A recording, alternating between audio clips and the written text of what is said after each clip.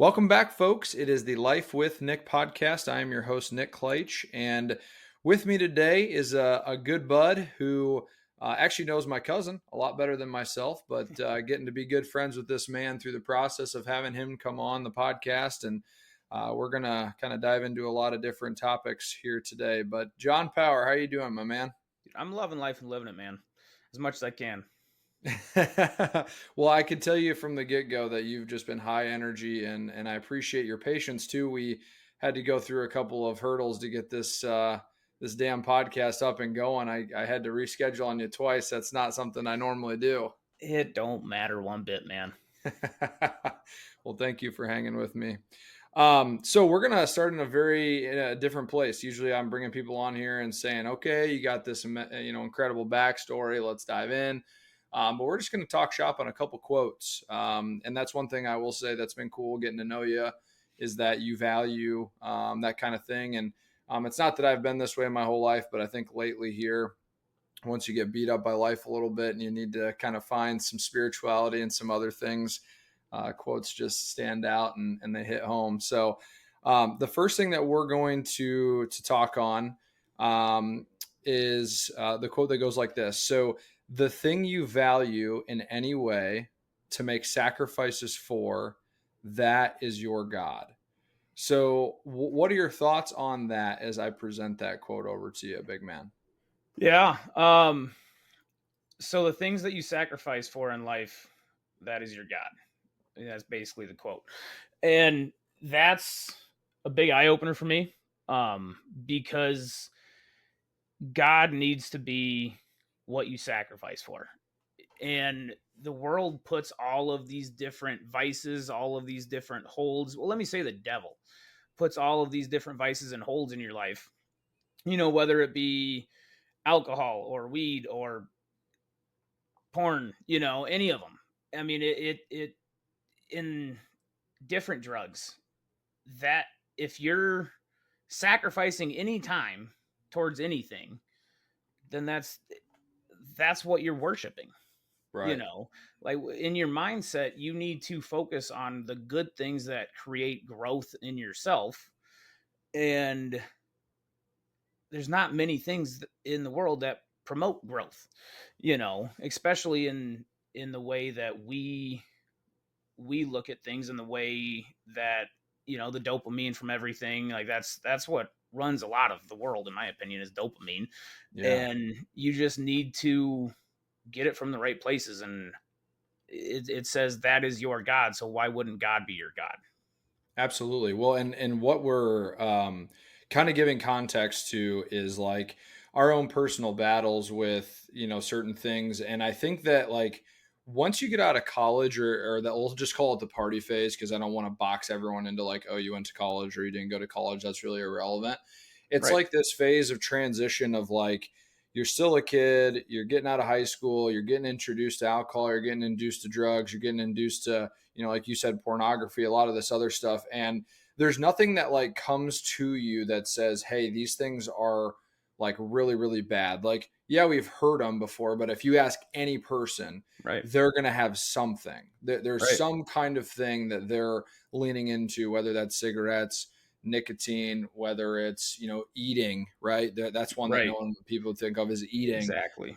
There's so many things, but that's really what we're kind of trying to lay out here is like how you interpret where you like, yes, it is a sacrifice, but what is the positive replacement for some of these things? So I'm not sure Right. if that spurs anything else in you, but feel free to contribute onto that if you'd like. Yeah, I mean, I so back in, I don't know, I was in a dark spot back in January, late December. And basically, like, I mean, it was crippling depression is what it was. Couldn't get out of bed, just laid on the ground and did not, like, I was in a dark spot. And I really started focusing on God and focusing on myself.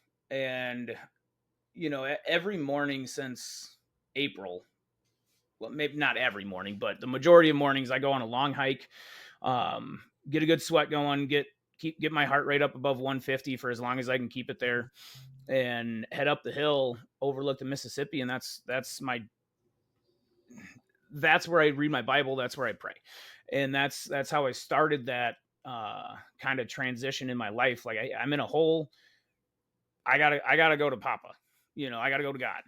And because I've grown up with Christianity ever since I was born, but I've never really dove into it very Yeah. hard. And God was just pulling on my heartstrings about, a vice that I had. And he kept telling me like, hey, this isn't you. This isn't what you need. This is taking up too much of your time. I want your time. And I kept putting it off. I have this thing going on, this thing going on. I've got this thing going on. And I kept procrastinating it because I had something fun to do that I thought this vice would make more fun, you Yes. know. And after about 6 or 7 weeks of pushing it off, God hit me with a hammer. He hit me with a hammer that was the hardest hit I've had in the last 8 or 10 years. And it humbled the crap out of me, because immediately when it happened, because it was not a good situation, but it was the best possible circumstance for that situation to turn out. Now, given the turnout wasn't good, but it Sure. could have been so much worse. Right. But Right. just that circumstance, the amount of grace and the amount of forgiveness that I experienced, I knew it was a hammer from God. Like there was no question in my mind when I was going through this. I just kept thinking over and over and over, I should have listened. I should have listened. Yeah, and I mean, I know we talked a little bit about this off air, but I think what's interesting is that when you go through that moment, it's so clear. Right? That's what's so interesting about it is like It was the whether only you've thing I could had think about. well, and it's whether you believe that or not, or have felt something like this before or not. When you do, it's just this bone chilling sobriety of a feeling of like, why? Like I know I'm not supposed to be doing this stuff. Exactly. Like why do I keep falling into it? And then another thing I'd like to pitch in here. So we're talking a little bit on just this as a vice, maybe it having power over you versus you having power over it. The voice that or the voice that is tempting you is so intoxicating. Because I know we talked a little bit about the language of some of that stuff too. It's like go to a concert and then immediately it's, well, hell, if we're going to a concert, why aren't we gonna, smoke a little bit, drink a little bit? That'll make it more fun. Right. Therein lies the intoxication of like it makes us just feel so good, and yet we know inherently we're trying to fight for this other version of ourself, or this clarity of mind, or what have you. Right. Absolutely. Absolutely. And I mean, it that's exactly what it was. I'd have a good weekend, but then Monday it was just my heart was get pulled at. It's like, hey, okay, we're done now. And I said, well, I got this going on next weekend. All right. And then all of a sudden, the Monday that I kind of thought the same thing, he hit me. He's Like, like, no, wake the we've fuck done up, this baby. enough. We've done this enough. You are done. Yeah. And I'm happy that it happened. You know. Yeah. Well, and I think that's a very mature way to look at it, because so many times people play victim in that moment, and they're like, "Oh, that's bullshit. This why, it's this person's fault or this person's fault." And for Right. you to hold that vantage point, I think is well, obviously God is working right now and did in that moment to really just set the tone. But furthermore, kind of going on a little bit of a different path here. One thing that I think is cool though is just talk a little bit about these morning walks, because I'm a friend on Snapchat. I see you taking videos of this. I see it consistently.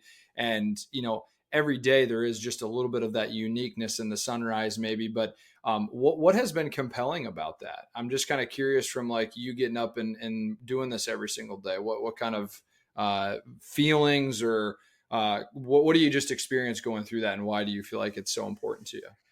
Yeah. Well, it definitely depends on the morning. Because when I wanted to start doing this with my job and everything, I got to wake up early. Get out of bed at 5 o'clock, have the first alarm go off at 4:30, just so I can get out of bed by 5.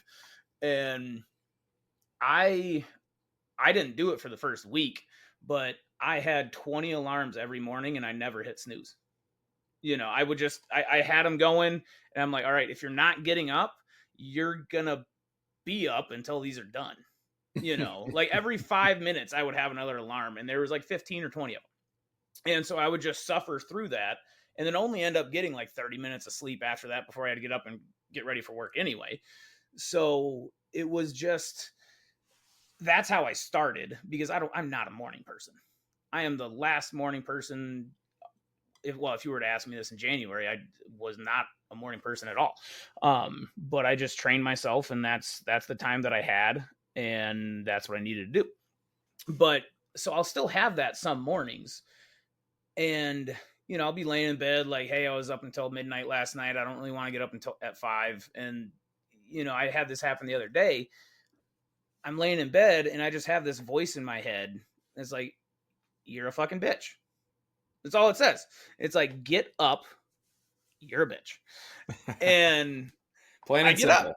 I get up. It's like, God, you're right. And I get up, and that particular morning, the last time this happened, instead of keeping my heart rate over 150, I kept it over 170 the whole time. Like I was just drenched. I mean, when I was walking back to my house, I felt like I just got done with 2 days. Wow. Like body squats, push-ups, running. I mean, if you can do it in the woods, I was doing it basically. And but then again, there's some mornings that I get up and yeah, let's go. Let's do this. I had good sleep last night. I got to bed at the right time. I'm drinking plenty of water. I mean, and I'm excited. Right.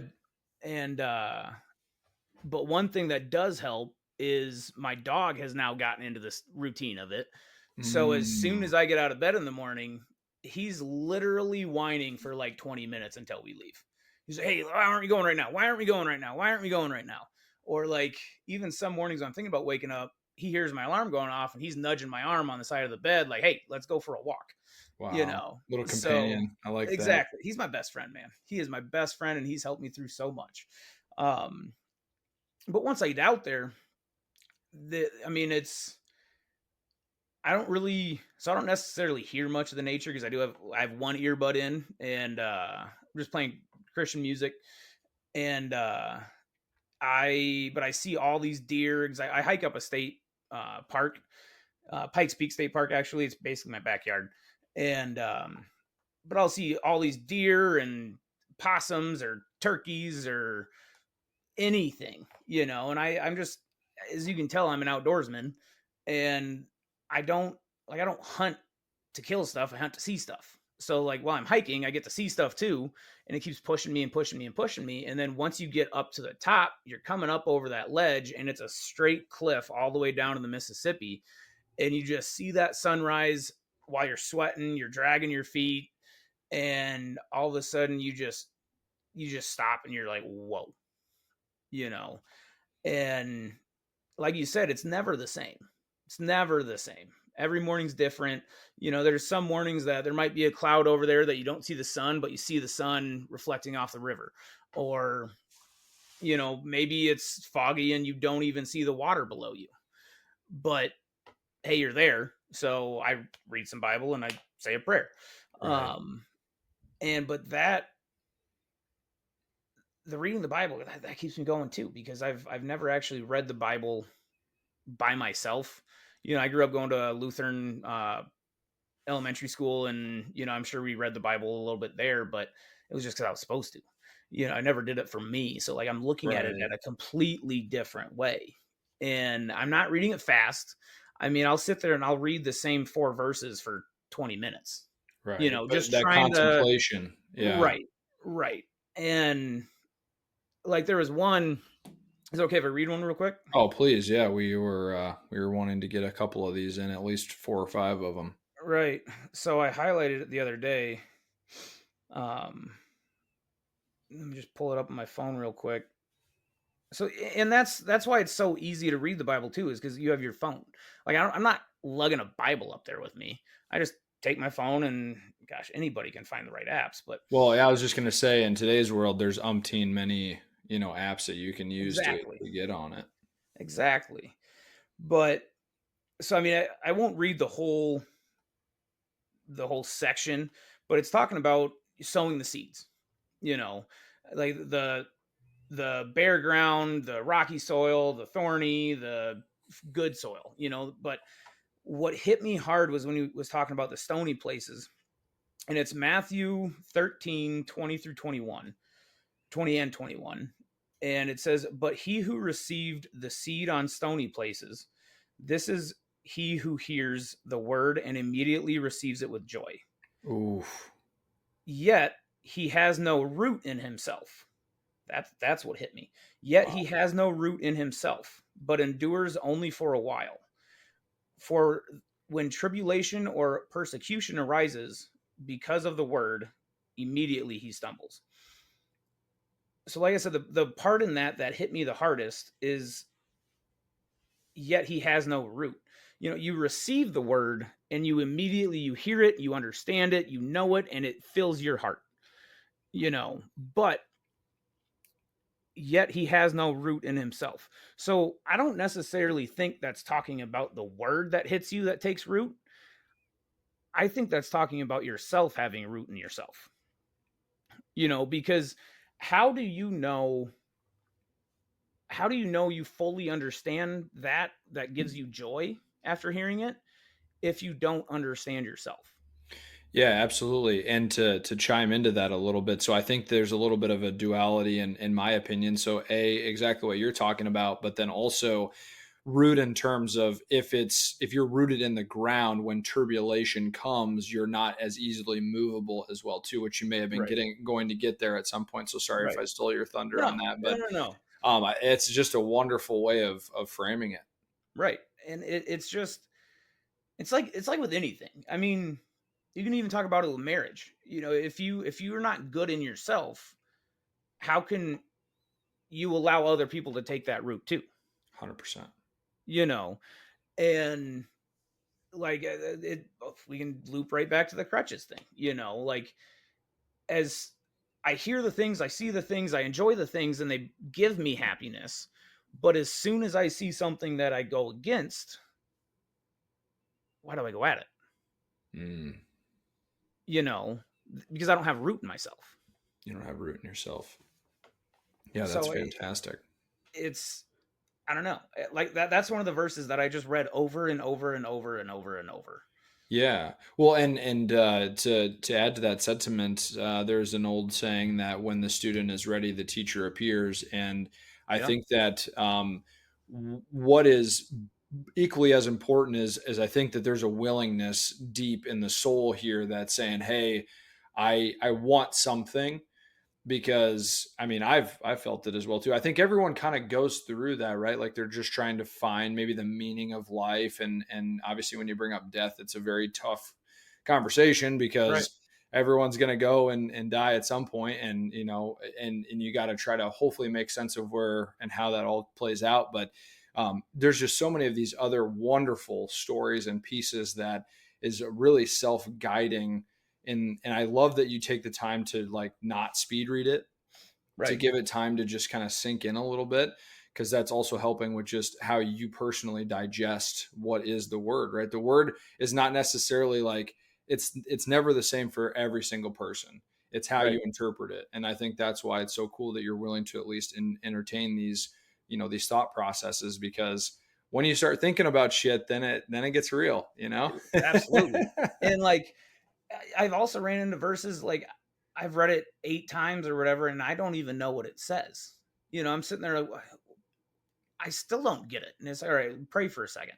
And I just pray, like, open my mind, give me the wisdom, however you want to say it to yourself and God, and then reread it again, you know, and you might have a whole different perspective on it. It's happened to me, but not all the time. Right. Maybe if you don't understand it, maybe you're just not supposed to understand it yet. Yes, timing is a lot to do with that Right. as well too. Um, Man, great place to start. I'm gonna work in the second quote Yeah. here, and then I will have offered to, and then I'll make sure that you get to go and get the at bat next. But this is along the same sentiment. So, man cannot remake himself without suffering, for he is both the marble and the sculptor. Um, that one to me lately has been so profound in the sense that it's telling you that you are responsible solely for your own, morphing and metamorphosis of that better version. Um, but also you can't waste the raw ingredients that you are. If you're Right. destroying your own product, you're not going to be able to Yeah. have enough to actually get through that. So I'll throw that over your way, man. However, your interpretation of that comes through, but I'd love to hear your thoughts on that. Yeah. Repeat that first part. You can't. Yeah. Repeat the So first. yeah, you're good. So man cannot remake himself without suffering, for Right. he is both the marble and the sculptor. Yeah. So man cannot remake himself without suffering. Think of a house. Think of any building. You're looking at this rundown building, and you want to rebuild it. Are you going to build a house on top of it? Because then the new house is just going to fall when the old one does. So you need, with suffering, that's tearing the house down. And that's seeing what the foundation looks like, that's seeing what your own cinder blocks of your own life look like, to see if you need to go further, or like if you get to that spot where, like, all right, I got that foundation, let's rebuild. Or a lot of cases you might have to rip out the whole foundation. Right? And the suffering, I have had a lot of clarity when I'm at my lowest. When you're just on the ground and you just don't want to move and you got tears coming out of you, you think about every single way to get out of that. Mm, Every single way to get out of that. So without suffering, you think you're in a meadow, but you don't understand that that meadow has sandburs and thistles and poison ivy all over it.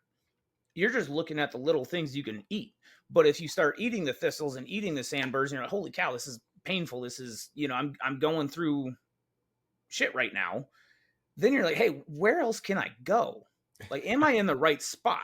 right. But you don't see that part of it until you suffer.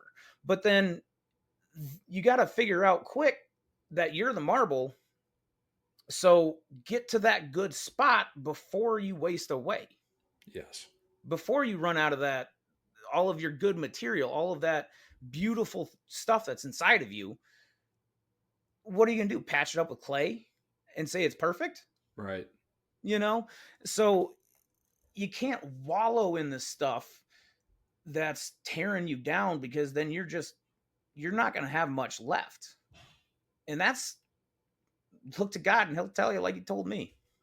Right. Well, and also there can be a form of rejuvenation with the Lord at times Right. too, because you're not just praying for great things in life. You're praying for confidence. You're praying for health. You're praying for rest. That's a good point, because even if you lose your marbles, guess who can bring them back? God. Right. If anybody can put the good back in you, I believe he's the only one. I know he's the only one. And you can say you can do that to yourself, but I think there's somebody behind the curtain running the spotlight. You know, Yeah, and I it's think that's a fair way of pointing it out, because it would be very depressing if there wasn't that option. If right. it was just this, and this is, you just have to self will yourself all the way through the highs and the lows.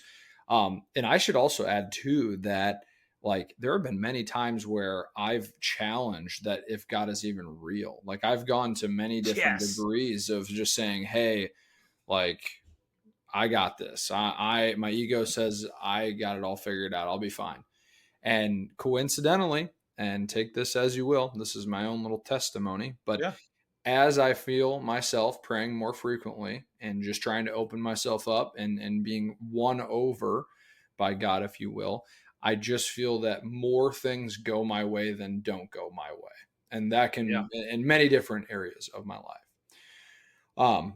But to go back to the suffering piece, this is one thing that as I've gotten older, that I've really started to actually appreciate, because the more you're willing to suffer, or disciplines another word here, or endure, or any of those kind of synonyms, it makes the good so much more potent.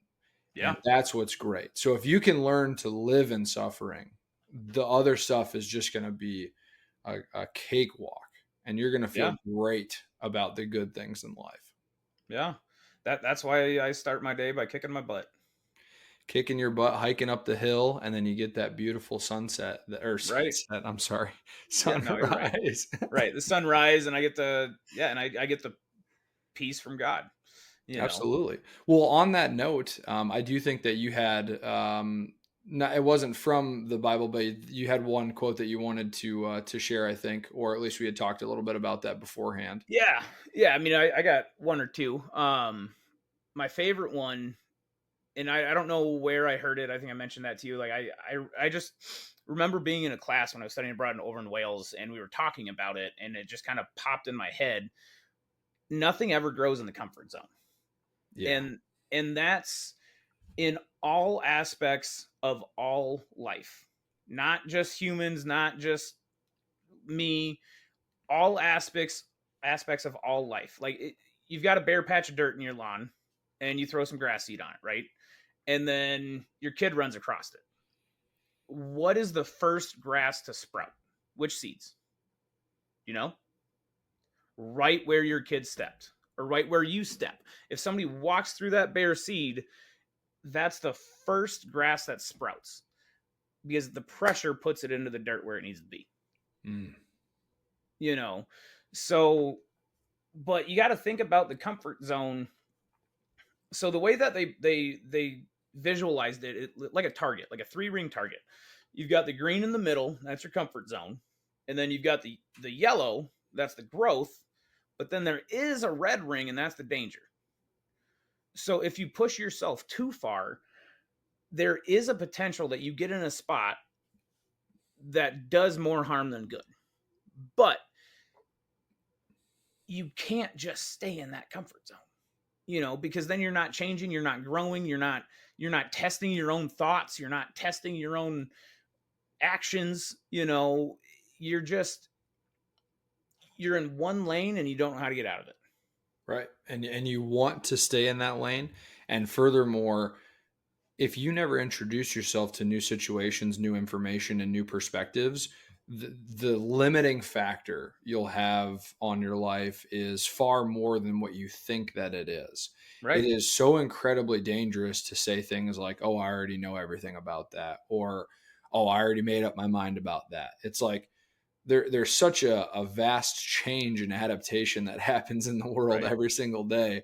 And Right. if you think that way right now, again, it's not a healthy place. But the wonderful piece to that too is like, if you can get used to being uncomfortable and growing, that to me is another place where you can have a great recipe, because now you're being more uncomfortable more frequently without redlining, of course. Right.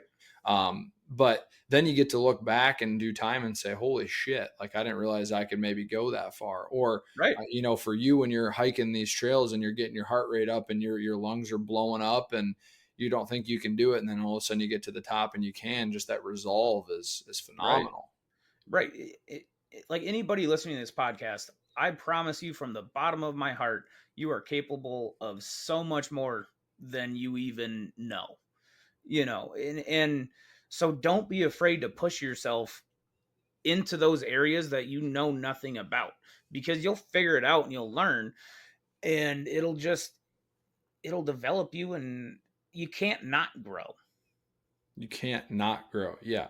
The worst place you could be is the same place when 20, 30, 40 years have come through your life. Right.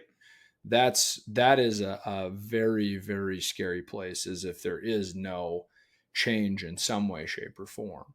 For a Um, lot of people, I'm for a sure lot there's of people, yeah. some people out there that, they just want to stay in that lane. And if that's you, then more power to you, but don't be upset when people pass you.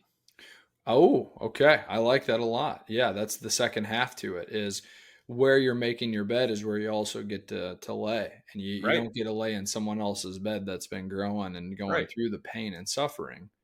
Right. They might So be in a different hotel. hell yeah, they might be in a You five know? star and then you're complaining and it's like, well, there's a Right. reason that they're there. Exactly. Um, but I love how motivational this has been because we're not that wasn't even our intention coming in. Like we just wanted to get in No. here. We wanted to chat with each other about great quotes we've been sharing and hopefully inspire a little bit in the sense of, if you're hearing this for the first time, some of these quotes, I think they're worth contemplating quite a bit. Right. Um, I did have a couple more, if you wouldn't mind, and you Absolutely. can throw a couple more in there too. I had shared what my favorite quote was before we hopped on here too. Let me pull it up on my phone just real Hmm. quick for the listener's sake. And this is going to move us a little bit more towards just life quotes versus spiritual based quotes. Not that those are, but just to Right. create a little variety in conversation. But this is my all time favorite, and it is.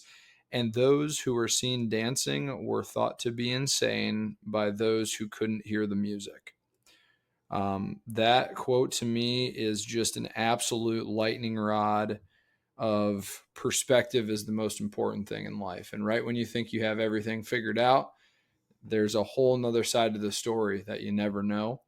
Right. And furthermore, you life is not black and white. There's always context, there's always extra coloring on everything. So to make assumptive gestures and thoughts, and I'm guilty of it as much as the next person, is just the wrong way to go about it. So as I say that quote, if there's anything that calls to you, John, I'd love for you to talk on that a little bit. Yeah. So yeah, the people that dance appear insane by the people who don't hear the music. And the first thing I have to say is if you're dancing and people think you're insane, don't believe them. Because the one side of that, being the one person in the quote, it's so easy for people, especially, with the explosion of social media and everything being out there for everybody to see, we compare ourselves so much to other people. Hmm. And don't let yourself lose that happiness when somebody's lost in a hole and they don't have a shovel, to dig themselves out. But that doesn't necessarily you can't give them a shovel. So just if you do notice that, try to teach them the music. But then again, if you're not listening to the music and you see somebody having fun, don't, you know, take their music away. What's it to you? Well, Right. why are you going to sit there and be like, oh, they're crazy for doing that? And it's like, Right. well, maybe they're the one that actually is onto it, and you're the one that's not onto it. Right. Right. But I mean, what about you? How does that quote hit your heart? Well, I think the biggest thing, to the couple things I mentioned earlier, but to me, it's like curiosity at its finest. Yeah. Like you can look at something and be like, wow, that's fucking pretty far out there. But then it's like, well, what's going on with that? Like why? Right. And just to put a little bit of a teaser into the back half of the conversation, I mean, we're going to definitely get into some ancient history stuff. Yeah. And if you look at that with just a particular eye, you can write it off as crazy. But Right. at the same token, to use the quote directly, like, well, maybe that isn't the full story that we've been told. Maybe there is this incredibly unique thing that we know nothing about that actually existed. We Right. don't fucking know. We don't Right. know what happened. But to Right. close off the possibility, I think is something that's the wrong move. The other thing I say on that too, so just general curiosity, I think is great, but this is a reminder myself mainly is like just let them dance. What's Right. the big deal? Like Exactly. that doesn't affect me in any way. If they Yeah. want to go out and go do something crazy, as long as they're not going to harm a friend or a family member, doing their thing. Right. Right. Who am I to judge? I mean, just to get a little patriotic here, I mean, we were born in the greatest country ever established in human history, so they have Right. the freedom to express exactly what they want to do. Kudos to Yeah. them. And from the cover, what do you know what the pages look like? You Boom, know. beautiful. So like, how do you don't even know why they're dancing? You know. Absolutely. Have that intrigue to maybe even ask them, hey, quick question. You're doing kind of a crazy fucking dance right now. Right. What's going on? And then Yeah. they, give you their life situation. And you're like, oh, okay, that makes sense. And then look at Right. that. Look where we are now. Exactly. Exactly. Yeah, that one fires me up a lot. Mhm. Um, why don't you go ahead and share one more of yours, and then we'll kind of rotate the conversation Yeah. to a little bit more of some life lessons, but in a different context. Yeah. So, uh, second favorite quote, Henry Ford said it, and it's whether you think you can or you think you can't, you're right. I'm going to have you say that one more time because I love this one. Right. Whether you think you can or you think you can't, you're right. And like, if you're hearing that and you're taking it at face value, like you're like, okay, that logically makes sense, right? But when was the last time that you really put your fucking self under the gun and said, hey, I'm going to get some shit. I'm going to commit to this. Right. And I'm going to go after this. And I'm not going to make excuses and I'm going to lock in. Right. That's what we're talking about here. We're talking about a deeper layer of essence than just, oh, yeah, logically, I can do it if I put my mind to it. Well, it's like, well, when was the last time you got a little uncomfortable? When was the last time? When Exactly. was the last time? Sorry, I'm kind of stealing the thunder a little bit on that, No, but no, no. shit gets You're me going in a fired great up, man. direction. You're going in a great direction. And the reason I like those two so much is because they kind of do correlate with each other. Because nothing ever grows in the comfort zone, and whether you think you can or you think you can't, you're right. You're So right. when you get out of that comfort zone and you start doubting yourself, you start backtracking back into that green zone, that's because you think you can't. If you think you can, you will. Like the quote that's got really popular recently, burn the boats. Burn the boats. Whether you think you can or you think you can't, you right. If you've got boats on the shore, you think you can't. If you burn the boats and you got nowhere to go, you think you can. All of a sudden, you got one option. Right. Right. That's all you can do. You know.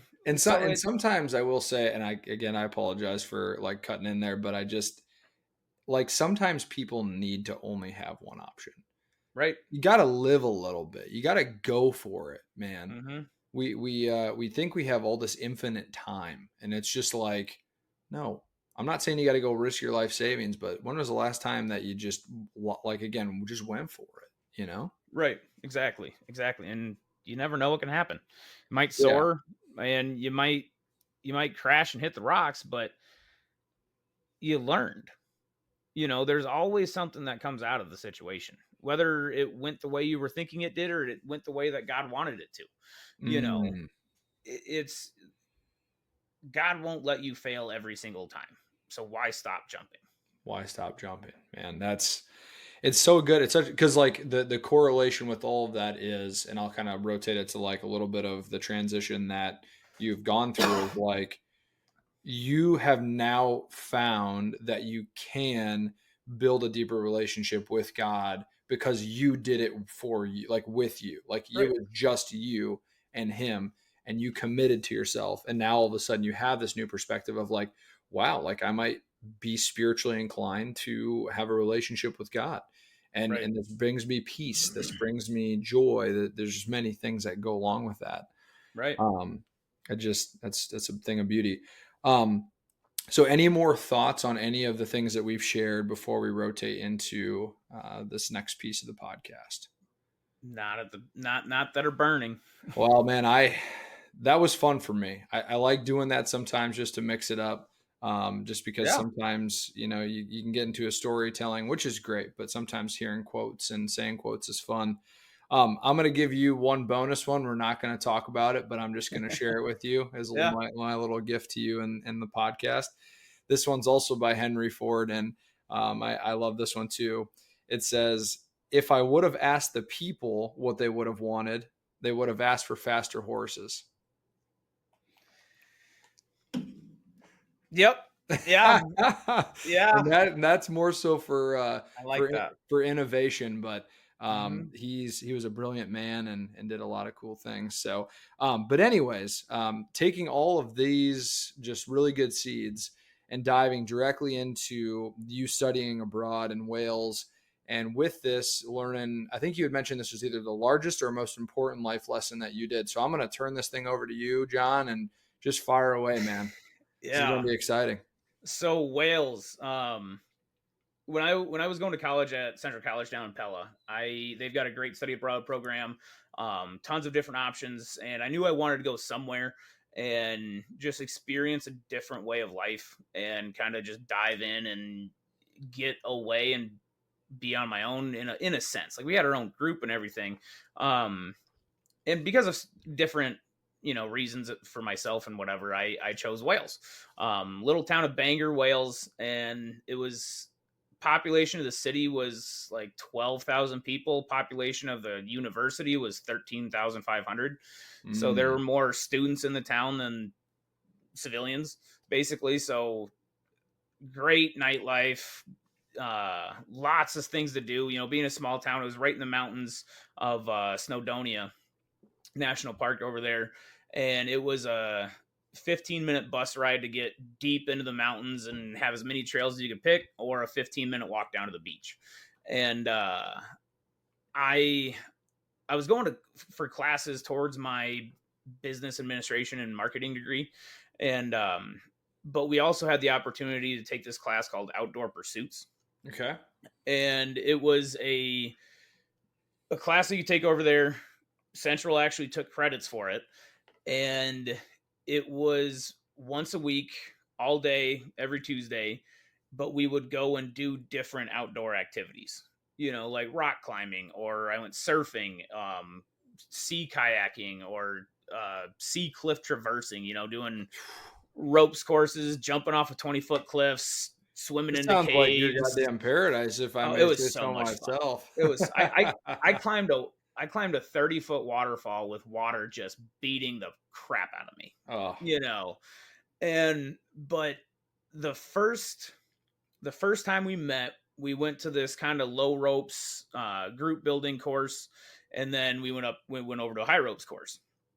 And we get done with the low ropes course, get over to the high ropes course. We're at the first thing, and I see this like telephone pole suspended from tree to tree at like 20 feet up in the air, and with a cable going up above it. So I knew we were going to be walking across the log, and I just got done with a summer of framing houses as a construction job for the summer, and I was walking top plates 2 stories up and not a worry in the world. So I was not worried about that 20-foot log whatsoever. But then the director, she started her little safety spiel, and she goes, "All right, guys, we've got two options today." I'm like, "Two?" And I'm like looking around, I'm looking behind me, and whatever. And then I look up, and there's another pole 80 feet up.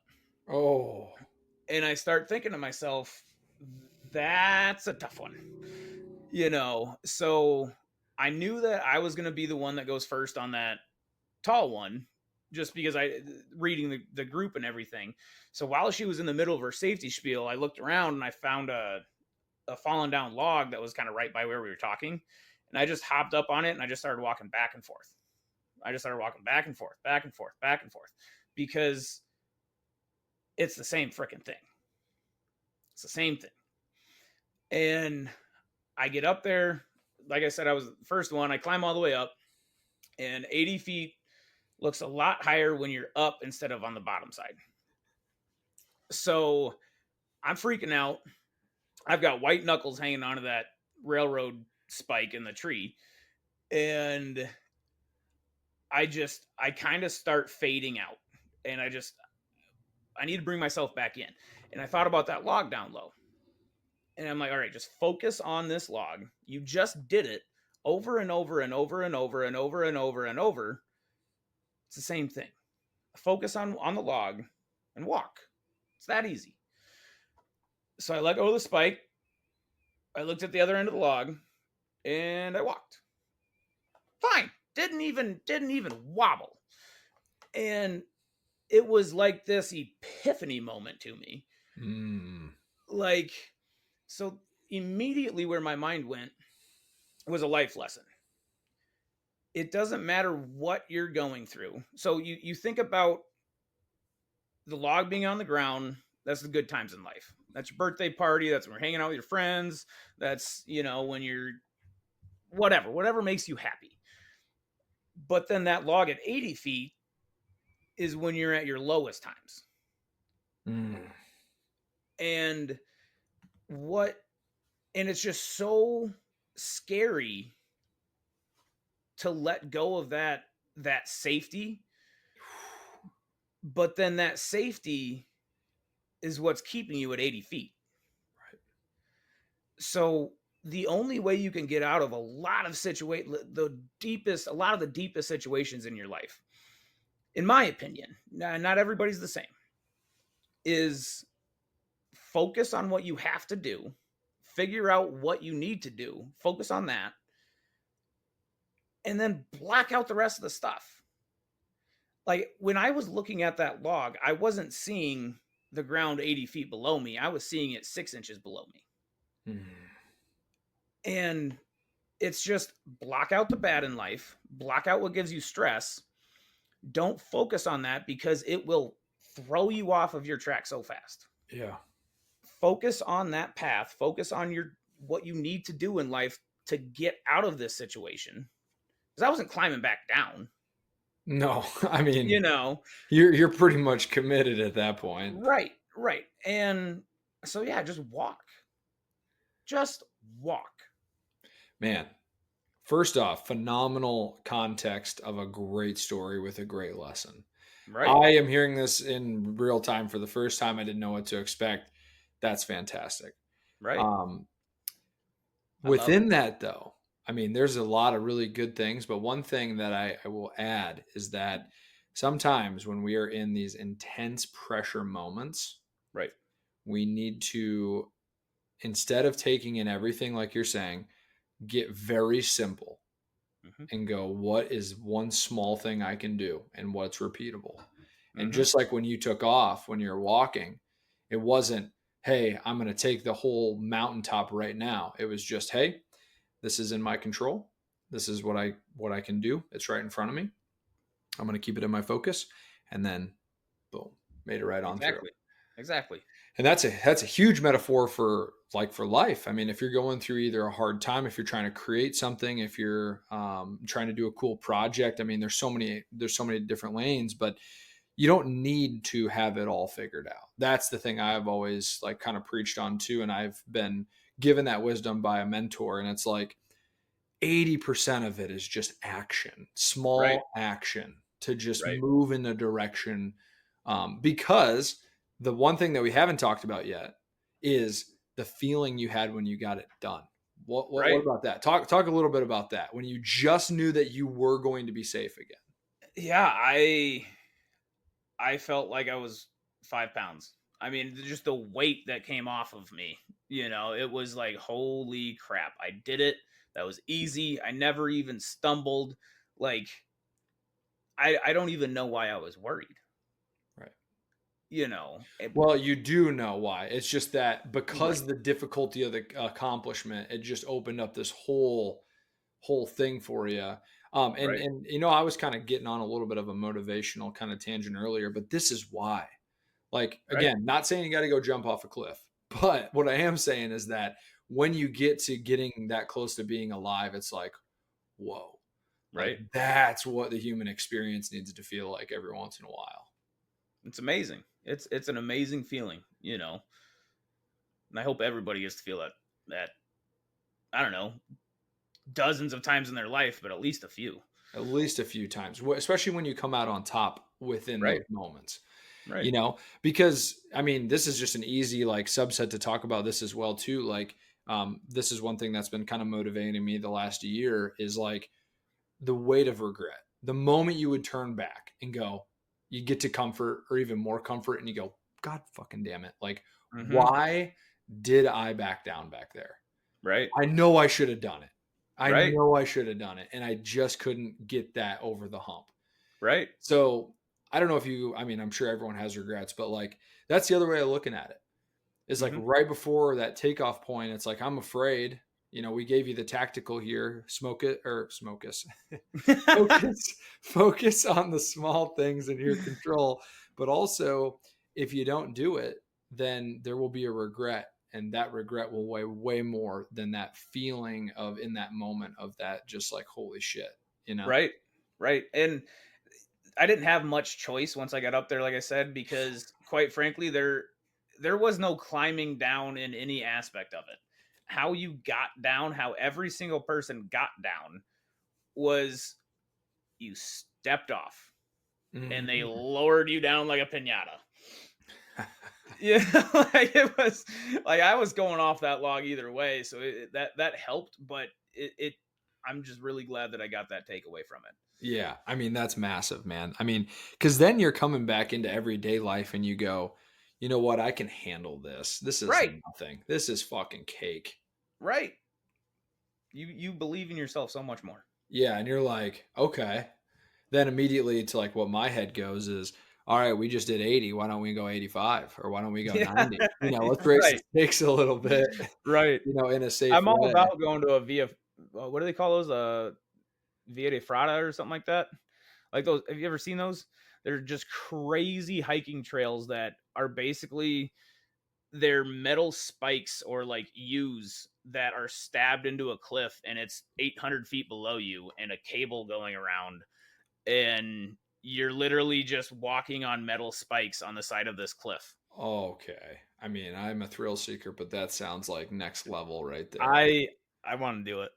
I don't want to do it, but I want to do it just because I mean nothing ever grows in the comfort zone, Yeah, that's right. That's right. you know. And it helps you slow things down. Because if you go too fast, Right. same thing with God's timing. It's just sometimes you got to slow down a little bit. Yeah. Focus on what you have to do. Focus on what you got to do right now. Um, so random sidebar, not entirely random, but as far as just this trip to Wales, and I know this was like your mega hit, and it was. Any other kind of cool features of that trip that you really enjoyed, or maybe something that you thought you were going to expect and it was something completely different?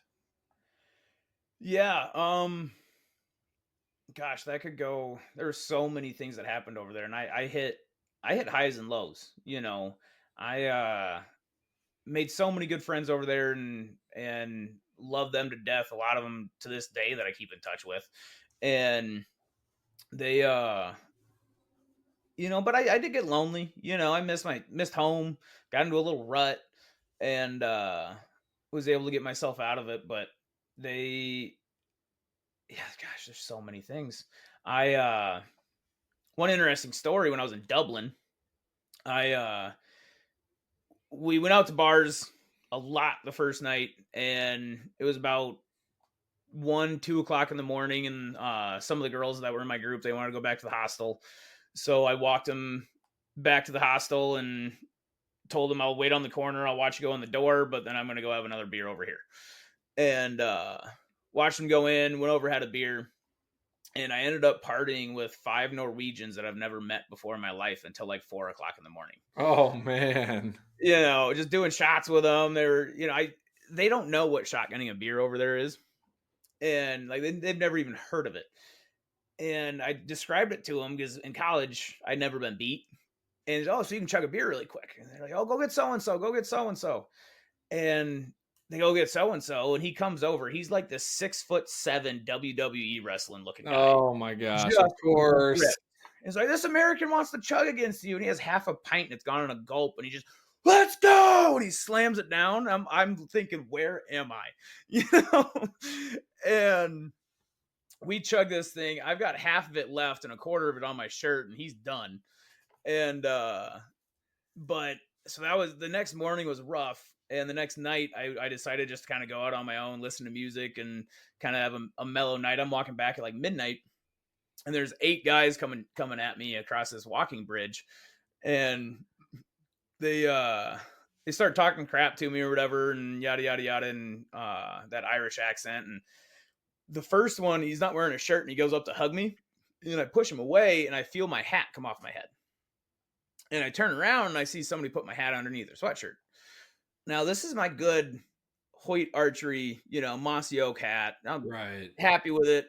And you can't get mossy oak camo anything over there. The only camo over in the UK is like that 1970s army stuff. Well, and to be fair, like there, if you're a man or a woman for that matter that loves a certain, like you get that one hat or the two hats that fit you just Right. right.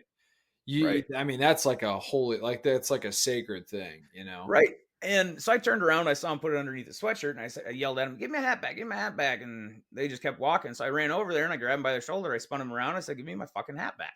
"Well, I don't know I don't know. What are you talking about?" And I lift up his sweatshirt and I grab my hat. And he's taller than me because I'm like 5'10" on a good day. And he just looks down at me and just smiles at me like I could kill you. And then it kind of dawns on me where I'm at. You Mm, know, like I'm like, wait a second. So I just put my hat on and I start walking away, and they're chucking beer bottles at me and whatever. But yeah, that was kind of an eye opener for me because come from small town Iowa, my whole life, somebody takes your hat, you get it back. But you go into that different area and it's just so foreign. But there's so many things that you don't realize are happening. yes. Well, in that You know, particular case, it kind of fight or flight kicks in a little bit, and you're like, you were doing the right thing, but then all of a sudden it was like, oh, I'm first off by myself, which right, is never a good situation. right, For multiple people versus one person. But then also, you don't know these people. They could very seriously injure you, and right. that's it. Yeah, the director was not happy with me. She goes, "Jon, give them the flipping hat if that happens again." I know that now, but I could have been naked in a ditch. Right. That's what I'm saying. Yeah, you just have no idea. It's kind of like not directly, but sometimes going down to Mexico, in those resorts, you don't want to Hmm. get far off the beaten path Exactly. because bad shit can happen. But I love that. It's a good life story, right? Looking back now, Right. it's like Right. funny that happened. You learned your lesson, all that good Absolutely. stuff. Absolutely. There's you were talking about regrets earlier, and I'm one of those people that I really, really, really try to never have a regret Yeah, I'm because with you there. every single thing that has happened to me. Let me restart that. I love who I am right now, and I wouldn't be this person if all of the things didn't happen to me. Yes. You know, and so if you have regrets, then you're not. Nah, I don't want to say that you're not comfortable with yourself because that isn't the case either. But something along those lines.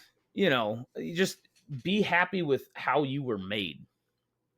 Well, and I think there is a quote out there that says things don't happen to you; they happen for you. But Yeah. it's when you really have hindsight that you begin to piece the things together. Right. And honestly, tying faith in just a little bit here to this, like every time I feel like I wanted a big intersection of life, and I've been praying on that. In the moment, you never feel these things, but then when you reflect back on and on the path and keeping the faith, you come back, you go, oh my God, like it's so clear to me now. Right. It's so clear to me. That's so interesting how that thing that happened 3 years ago, had that not happened, this is where I would have. So it's almost as if in real time you're going through it, but at the same time, it is the right thing, no matter if it was for better or for worse, Right.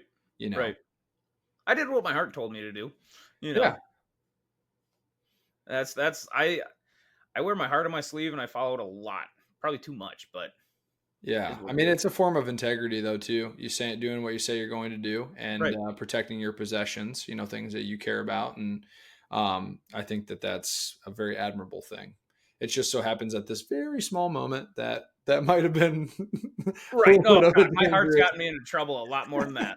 You know, like, especially when you're no, were those gentlemen Norwegian or what were their, no, they were flat out Irish. oh, flat Irish. Like Okay, gotcha. Conor McGregor guys type of thing. Oh, geez. Yeah, I wouldn't even want to waste my time trying to mess with those kind of guys. But Right. very good. Well, we're going to take a quick pause in the studio here, and then me and Jon are going to follow up with part 2 of the podcast, where we're going to get into some really cool hunting stories that he has, and also some ancient history. So, for all those that want a quick pause, real quick, to go pee or whatnot, go ahead and do it, and we'll be right back in the booth. And we're back. Hopefully, those that needed to take a pee had the chance to do so, or paused us and stopped at the gas station to get their snacks and belongings to continue to entertain what we were talking about here. First part, obviously, really fun. Part two here is going to be a very different type of podcast, but this is why I love doing this, because you can be multifaceted, and we're going to get into some of Jon's passions here, and then talk about something we're both very deeply fascinated in. So. For those that are wanting to view us rather than just listen to us, Jon has an array of animals behind him that I'm sure he'll want to speak on a little bit. But let's just dive right in, man. So hunting is a passion of yours, something that brings you a lot of peace, and I'd love for you to just kind of open things up with how you got into it a little bit, and then we'll dive right into some of the trips that you've taken and some of the successful hunts that you've been on, man. Yeah, so I've been running around the woods with some kind of pew pew ever since I was, gosh, 4, 5. With BB guns or slingshots or bows and arrows. And how it started was my dad. I mean, he grew up kind of squirrel hunting, duck hunting, that sort of thing. Um, but then kind of got out of it. He never really got into whitetail hunting. But then my uncle started getting him into whitetail hunting once, like soon after I was born. And so my first hunting memory was my dad shot a buck in the timber kind of close to the neighborhood I grew up in. I grew up in a neighborhood of, it was out in the country, maybe 18, 20 houses in this private neighborhood. And there was, 2 acres for each house. So there was trees in between. There was woods all over the place. Like you didn't really feel like you had a neighbor, except you could see their house in the wintertime. Mm. But and so he shot a buck down in the backwoods, and immediately he came and got me.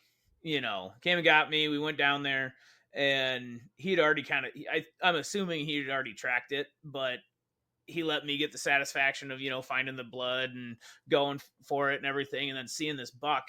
And it was just so cool to be that close to something that I'd see out in the woods, or see when I would just go on walks or whatever, driving down the road. And it's just this beautiful thing that you don't really get to appreciate and see and feel. And I don't know, I was just fascinated by it. Interesting. So this has nothing to do with like, I mean, naturally you're going to have to experience the killing of the animal and having the supply of meat, let's say, for the family. But it Right. sounded more like the initial calling was for you. Um, I say this very loosely, but Hmm. bear with me, like a spiritual experience. Like it was Yeah. just very like something was about it was like, I love doing this, or I Right. feel at home here. Absolutely. And I'll jump ahead a little bit here, but I the moment that I knew I was going to be hooked on hunting for the rest of my life, I never even shouldered a gun.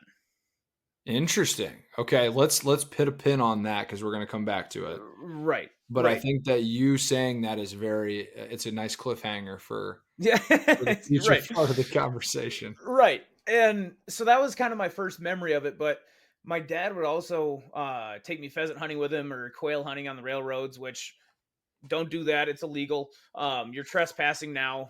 You can't walk railroads legally. Want to make that clear. Yeah, let's make that Um, abundantly clear for people. right. Even though there's a bunch of quail and pheasants and rabbits on them, don't do it. Uh, but and I can remember just walking with him and jumping up a bird and then acting like I had a gun. And then once I, act like I had it, then he'd shoot. So it was fun, and it got me outside. It got me seeing different things and experiencing, like, hey, you can go out in the cold and suffer a little bit, but then get these good things out of it. Yeah. And that was a great life lesson to grow up with in my mind. And then, when I finally got old enough to get the pellet guns and that sort of thing, and actually your cousin, my really good friend, I grew up in the same neighborhood as him, and we we took down a lot of populations out of that timber with pellet guns. And I'm not going to go into what kinds of animals because we were never told of what and what we could shoot and what we couldn't shoot. We were just given the assumption that we wouldn't be able to hit anything. And we proved them very wrong. Very, very wrong. Very wrong. There was a lot of stuff that went down. But, it's just learning and getting out there because you learn how to be patient, you learn how to be quiet, you learn, you have to put in some work to get that success and that gratification from it. And like I said, I would never change anything about it. And get away from birds and squirrels and that sort of thing. When I finally started deer hunting, it took me a couple years to actually shoot one. And the first deer I ever shot, it was, oh gosh, I can't remember the exact date. But it was late December, early January. There was like a foot and a half of snow. We were sitting along this field, nothing was coming out, and my dad decided we'd kind of walk and loop around and walking back to the cabin on my dad's property, and we saw this doe along this fence line. It was 103 yards away. I had a muzzleloader, and I shot it, took off, and I was like 10, 11 years old, and wasn't a very good shot. And because I was still kind of afraid of muzzleloaders. Because, so funny story, the first time I ever shot a muzzleloader wasn't at a target; it was at a 10-point buck. Oh my God! And my dad and I are sitting on this hill overlooking this huge wooded valley, and there's this line of deer coming by, and we see this gorgeous buck. I mean, I'm picturing him in my head, and he was bigger than the one behind me, but I was a lot smaller than I am now, so I don't know. But I pull the trigger. My dad goes, great job. Did you hit him? And I looked at him. I said, no. He's like, what do you mean, no? I'm like, my eyes were closed. Oh, I'm sitting there and I'm thinking, because I saw them sight it in and make sure, it was good to go and everything. And my only experience with muzzleloaders was just hearing this super loud crack in a big plume of smoke like a Revolutionary War cannon. And I'm nestled in there, and it wasn't even a 50 cal muzzleloader, it was a 45 cal muzzleloader, so even less kick.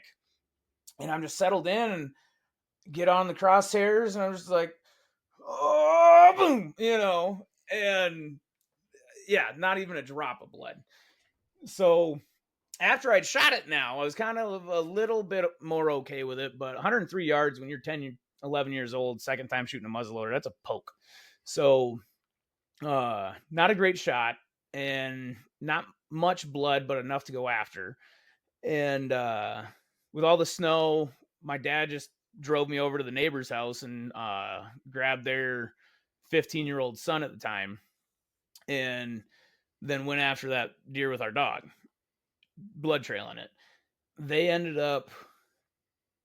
up walking about a mile and a half or 2 miles, and the dog was nowhere to be found. Snow was coming down hard. They lost the blood, and they start hearing this dog bark like half a mile away.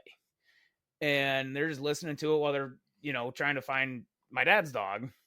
And finally, it dawns on him, and he looks over at our neighbor boy and he goes, I hate to tell you, but that's Callie, or his dog. And he said, what do you mean that's Callie?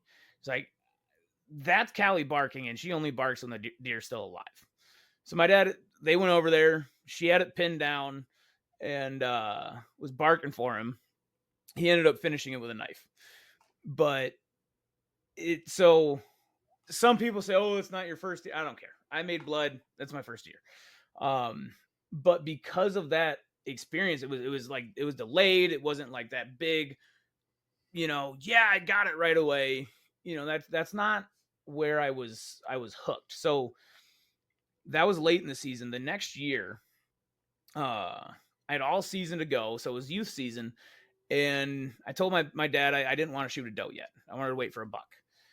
And we're sitting, there's still green corn in late September. And we just go to the cornfield and we go about 3 rows into the corn and we just knock down like a 5 foot by 5 foot area and put a couple camp chairs there. And we're looking at this kind of elbow of the hayfield right next to it. And we're sitting there, we're quiet or whatever, but we're still talking a little bit. And this doe comes out and she's eating in front of us, maybe 50 yards away. And then a fawn comes out, a yearling, didn't have spots. So sidetrack. Something for people who don't know much about hunting. If a fawn doesn't have its spots, that means it's old enough to run away from a coyote. The spots are there for camouflage. Once they're big enough and athletic enough to actually run and be okay on their own, they lose their spots. Okay.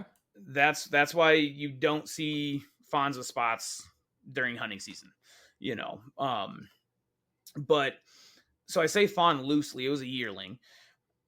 Just came running out and started drinking milk out of this doe. Went right underneath there, started sucking milk out of her udder. And then all of a sudden, immediately another doe came out. And those two does got on their hind legs and just started beating the crap out of each other. Just punching each other with their hooves. And I'm thinking it was because that yearling was in the middle of being weaned and wanted milk and said, "Hey, she looks like my mom," and ran over there. And then mama got pissed and fought the doe. But anyway, another doe came out, 2 more fawn or yearlings came out, and they start getting closer and closer and closer to us, but they're about 20 yards away from us, right down the corn, and they're eating the uncut hay on the edge of the corn, working our way. And they eat that hay, all 6 of them, 3 rows of corn away from us. Wow. And like I could have reached out and grabbed one. You're just watching nature just operate. Right. And they kept moseying on down. And once they got 20, 30 yards away, I remember leaning over to my dad and asking him, "Have you ever heard their teeth grinding like that?" I could hear their teeth grinding that green hay. Wow. They were so close. And it blew me up. I'm just like that. I don't know. I've never heard that before, or I've never heard that since. Had them that I've had deer really freaking close, and I've heard them chewing on corn. I've had deer stick their head in my blind before, but it was just that moment. I was hooked. It kind of just was like that. They always say like there's like that reveal moment when you know that you're stepping into what it is that you want to do, either for your work or just things that you enjoy. And it sounds like Right. that was the moment of like, whoa, like this, right. I'm in. Yeah, I was like 11, 12 years old. And I knew. I'm like, yeah, I don't even believe what I just saw, so I need to keep seeing it. Well, and it's the most raw experience. You can't you know what I'm trying to say. You can't remake that experience. Oh, yeah. Right. That was right. organic, raw, and that was it. That was right. like and it's just you existing with this animal and right. multiple animals, and they're just doing what they need to do. Yeah, big and small. And I also got to see, the motherhood aspect in nature. And I was able to understand it, and seeing just all of these different aspects on how I and other people can also relate to this animal that just walks around the woods and eats acorns. Right. Yeah. And I have learned more from animal. I don't know about that, but there might be a chance that I've learned more from animals in the woods than I have from people. Yeah. I'll say, just because my lack of hunting experience, all of life lessons have been through people for myself. But the thing I will say is that it is this interconnectedness that is so present because we're animals, right? We're Homo sapiens, we're Right. animals, and you're in the kingdom of these other animals as well. And it just makes sense. It all just makes sense. And there isn't this violence in your body. There isn't this fear. It's just peace and just connection to Right. that moment and to those, whatever the natural process of things is. Right. And so I love that that's what really kind of, turned the corner for you. It wasn't, Right. a major kill that turned the corner. It was like, no, this is it right here. Yeah. No, the kill is actually the only thing that has made me ever question why I'm a hunter. Interesting. Okay. Because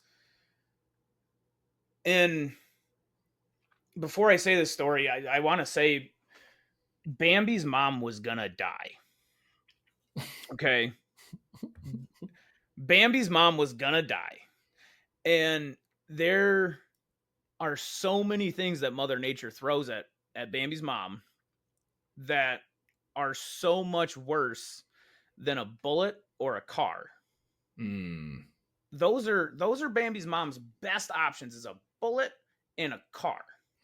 Yeah, because if we think about it, and I know you're going to elaborate on this, Mhm. there's only two other ways to really die, and that's through disease and age and or being eaten. Right? Well, and the crazy thing is wolves don't care. Coyotes don't care. Mountain No. lions don't care. Like there you can watch countless videos of wolves in the middle of the winter purposely leaving the moose alive because they can't eat frozen meat. Right. They'll run this thing down in the deep snow until it gets wore out and then just take a few chunks off of its hindquarters and then go away. And then this moose has to walk around for a little while with half of its butt missing. And then when they get hungry the next day, they just go back to the moose. It's quite brilliant, actually. Right. And it's atrocious all at the same time. It's just bloody and nasty, but it's also Right. like strategically really real well put Right. together. Right. They're like, I don't want to eat frozen meat. We're just going to, eat the non lethal parts and let it go. And then come back. And then let it go. And then come back. And then let it go. And come. This goes on for a couple weeks.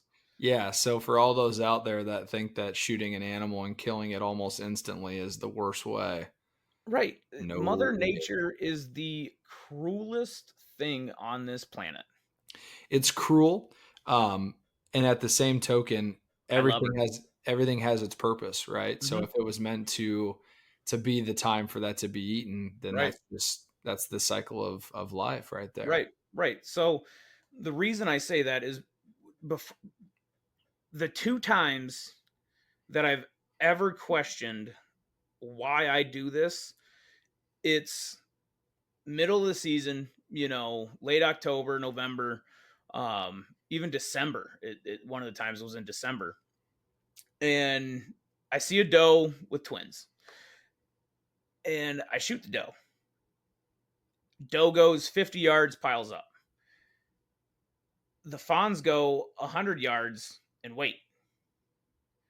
And then they're standing on top of the hill calling for their mom 50 yards away from me while I'm elbow deep inside of her.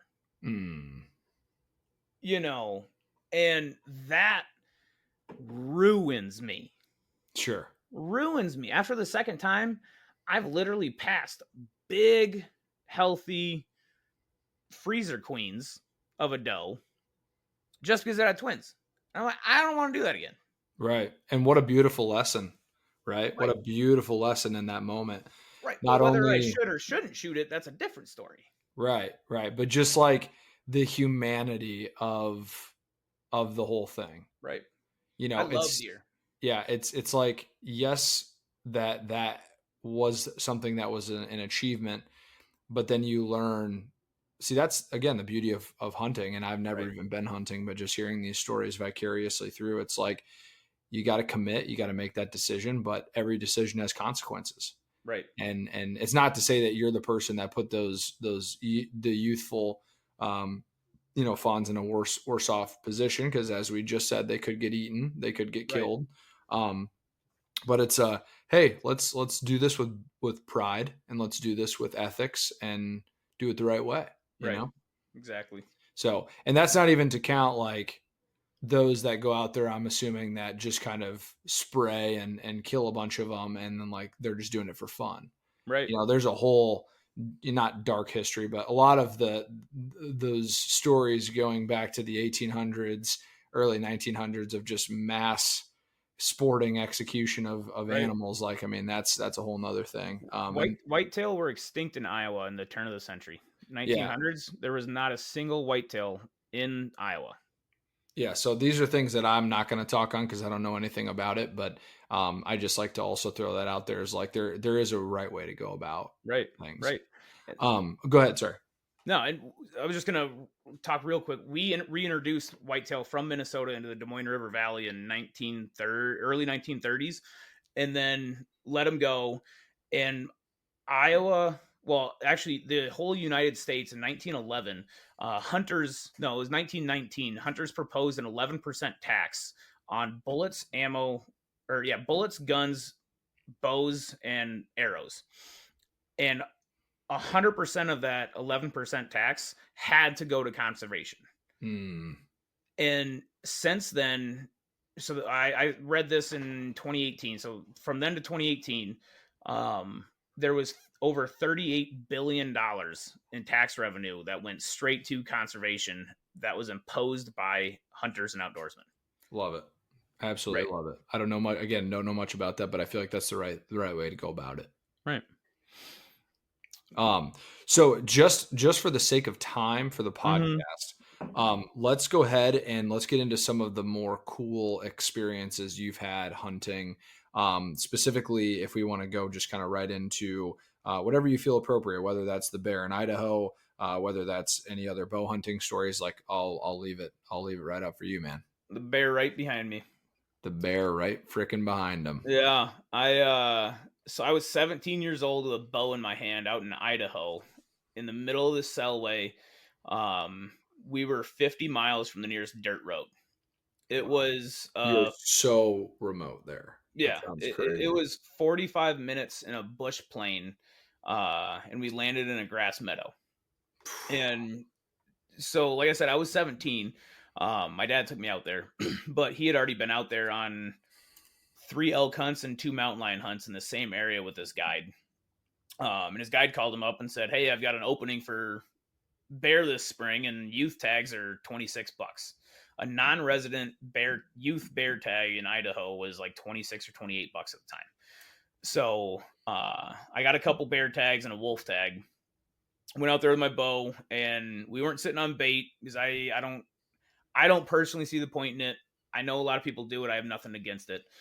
For them, do what makes you happy. That's what's important. But we hunted them up with dogs, and we rode horseback. I was on a mule, but rode horseback 15 or 20 miles one way every day with coonhounds running around. And there was this one time we were loping through a grass meadow, or I was loping through a grass meadow on my mule to catch up to the two horses, and ducked underneath this tree.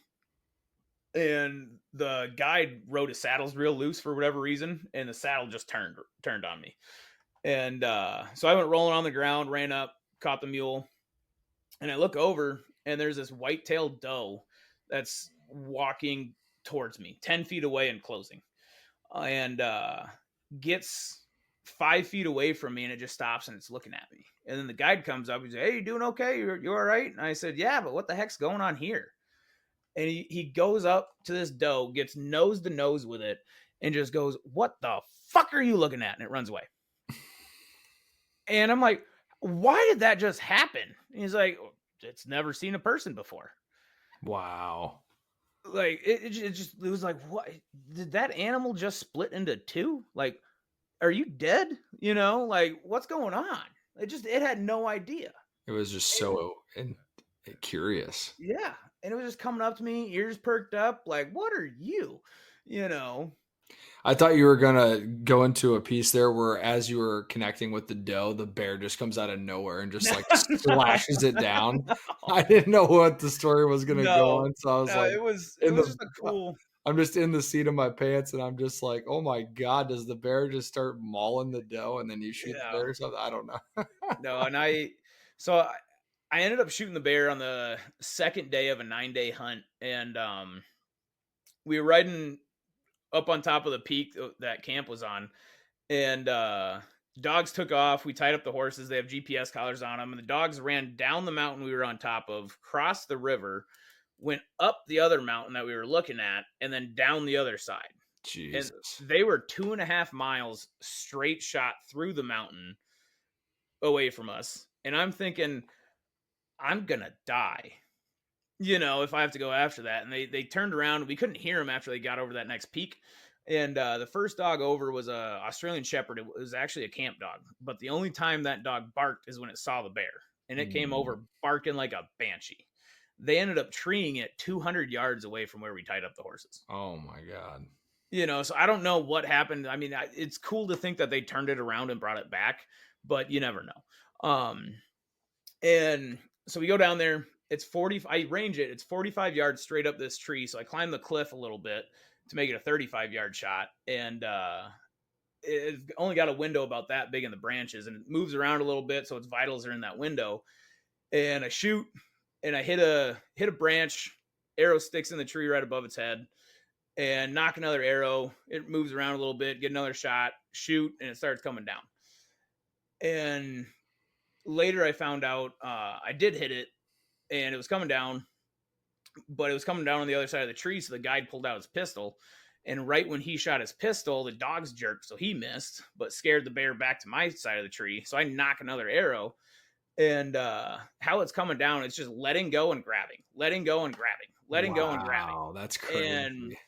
so I'm watching it and just timing it, and it gets straight in front of me about 10 yards, and it stops. I shoot, goes right between its shoulder blades, falls, runs maybe 50, and then rolls down the mountain and maybe 150 yards. Wow. And I mean, for those that can see it, it's not a big bear, but I mean, like I said, I was 17 years old from Iowa with a bow in my hand in the middle of the biggest wilderness in the lower 48, and I couldn't stop shaking.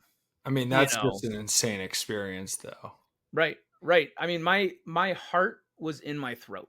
There's not many people that can say that you felt your heart in your throat, but those of you that have, no. It's deafening. You're just the only thing you can hear is your heartbeat, and I loved it. And but that was just a crazy experience. So we skinned it out, and instead of hiking back up to the horses, I just put the pack on and I hiked down to camp. Um, and yeah, we get back and we're skinning it out. The worst part about the whole story is the camp cook refused to cook bear meat just because he hated it. And it gets pretty tricky because they have what's called trichinosis. Um, and it's very similar to like the swine flu. Um, because omnivores, anything that eats meat, you have to cook high temps. You have to make it well done. If there's any red, there could be bacteria in there, and then you will get that bacteria. But Jeez. if they're grass eaters, if they're vegetarians, if they're deer, caribou, moose, whatever, you can eat it raw and be safe. And it's just those omnivores you got to overcook. So he was worried about the whole trichinosis thing. Didn't want to cook it. It was the second day of a 9-day hunt, abnormally warm spring, and the meat rotted in game bags. Ah, There's no ice back there, you know, and it. So I that might be the only regret I have in my life is I never just cut off a chunk of meat and put it on a stick. and You just know, cooked it and ate it, or yeah, I just cooked it over the fire. Like if I would have known that it was just gonna rot in the game bags that we hung high in a tree, I would have done that. I would have eaten the whole freaking thing that week. But what? hindsight's 2020. Yeah, what do you do? And it's just one bear. I mean, it's not Right, like you guys massacred a bunch of bears. right, right. So, I mean, And still an incredible experience. right. And to wrap this up real quick, one last little fun bit. Um, I so they talked me into sitting on a bait the last 2 nights, because I still had a bear tag. Get up to the bait. We walk out there. It's like a 45-minute walk. He freshens up the bait, tosses me up a walkie-talkie in the tree stand. He says, "All right, I'll see you 45 minutes after dark." All right, you're not leaving camp to come get me until dark. He stops. He looks at me. He's like, "You think I'm fucking coming to get you? You just walked here. You know how to get back." Uh, so I walk back and scared crapless. I'm stepping over wolf tracks, bear tracks, mountain lion tracks on the path that I'm walking on in the middle of the night. And get back, the guide's asleep, my dad's asleep. The only one up is the camp cook, and he's a drunk and was probably half a handle deep in the BV. And I'm sitting there eating my cold cheeseburger, and I'm like, well, let's see here. And I lean over. I'm like, "Hey, are you gonna tattle on me if I, have some of your beer?" And he looks over at me with, one eye, the other one's looking the other way. He goes, "Son, I'm not gonna remember this conversation."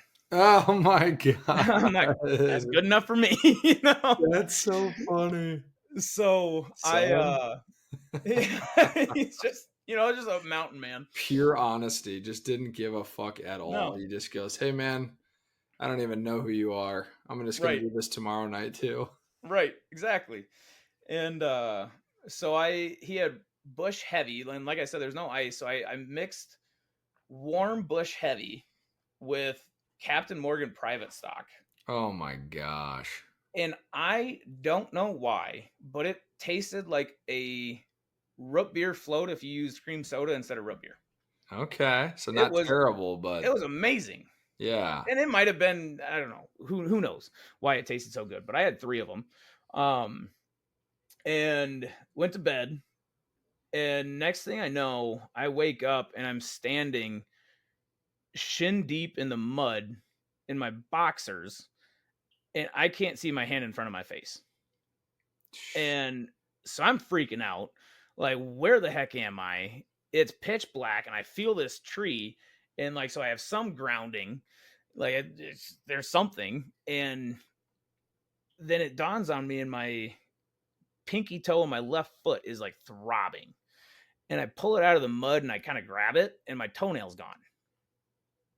Yeah, and finally the moon comes out. Felt like 20 minutes, could have been 2. And I see a white wall tent like 150 yards away. And I realize it's the feed tent for the horses. And I can see by the way it's positioned, I'm in the middle of the horse paddock on the other side of an electric fence. No idea how I got there. I sleptwalked. Oh my god. In that environment though? Yes. So you were Yes. just a walking meat tray and you could have been sniped up by anything. Right. And I ripped Holy the toenail crap. off and I didn't wake up. So how long was I just standing there snoring Right. before I just happened to wake up? And what happens if like so many variables could happen there. Right. You could Right. get found by something and just fucking Yeah. Jesus. Wolves, mountain lions, bears, they're everywhere out there, you know.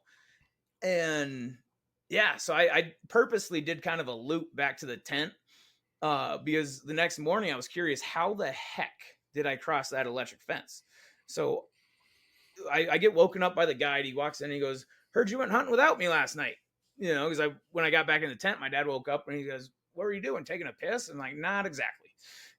And so he pulls out this aerosol can. He's shaking it up like a paint can, is what it sounds like. And he goes, "I'm going to spray this on your feet. It's supposed to help." And I'm like, "It sounds like it's going to hurt." He goes, "I don't know. I put it on the dog's feet when they get a cut." Because we're way back in there. He didn't have much. He just had stuff for his dogs and maybe a Band-Aid and mycetration for his hunters. But he yeah, and I went out and I followed my footprints in the mud and I never skipped a beat. I got to that electric fence and there was no hand on the ground or sideways foot where I stepped over it, or knees, or it was 1 foot in front of the other. And I don't know how I got across that fence. That'll be the biggest mystery of your life. It is. How you got there. Yeah. Maybe it doesn't matter. Maybe it was what it was and Right. that's it. But Right. I got my toenail grew back. We're good. Oh, But that's that's so my favorite. crazy. That's my favorite drinking story right there. That's an amazing one. I don't have anything close to that that I can No, not that I need to top that, but right. that's amazing.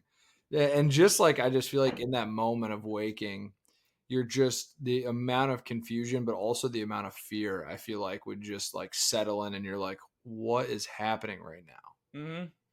Yeah, I heard my heart beat in a whole different way that at that point. Holy shit, man. That was Still good. though, I love that. That's a great story for the Yeah. podcast. I mean, we've covered a lot today, but that's podcast worthy if Yeah. I've ever heard if Yeah. I've ever heard. It was a fun Um, time. yeah, that's awesome, man. So I would like you to share on the Colorado element, if you wouldn't mind. I know you Yeah. wanted to talk on that a little bit, and then after that, we'll dive into some ancient history stuff, and then we'll get it wrapped up if that's okay. Yeah. That sounds good to me.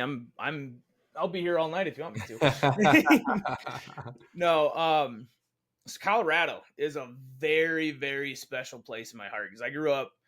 There's a dude ranch out there called Juanita Hot Springs Ranch, and I'm not sure what they're gonna be doing in the future. But when I was growing up, it's a dude ranch, so I went there every summer as a guest. From when I was Well, like, real quick, John, here, can you just give a very simple explanation of what a dude ranch is? Because I don't think some people listening may have context of that. yeah, so a dude ranch, it's it's a ranch for dudes, and dudettes because if you work on a dude ranch, you're wrangling people more than you are horses. And because people take vacations there to kind of get that essence of the cowboy life, Gotcha. Okay. to ride horses, to do different cattle penning, to go square dancing. We did trap shooting every Wednesday, camp out in the mountains every Thursday, and you could take 8-hour horse rides up and over the Continental Divide.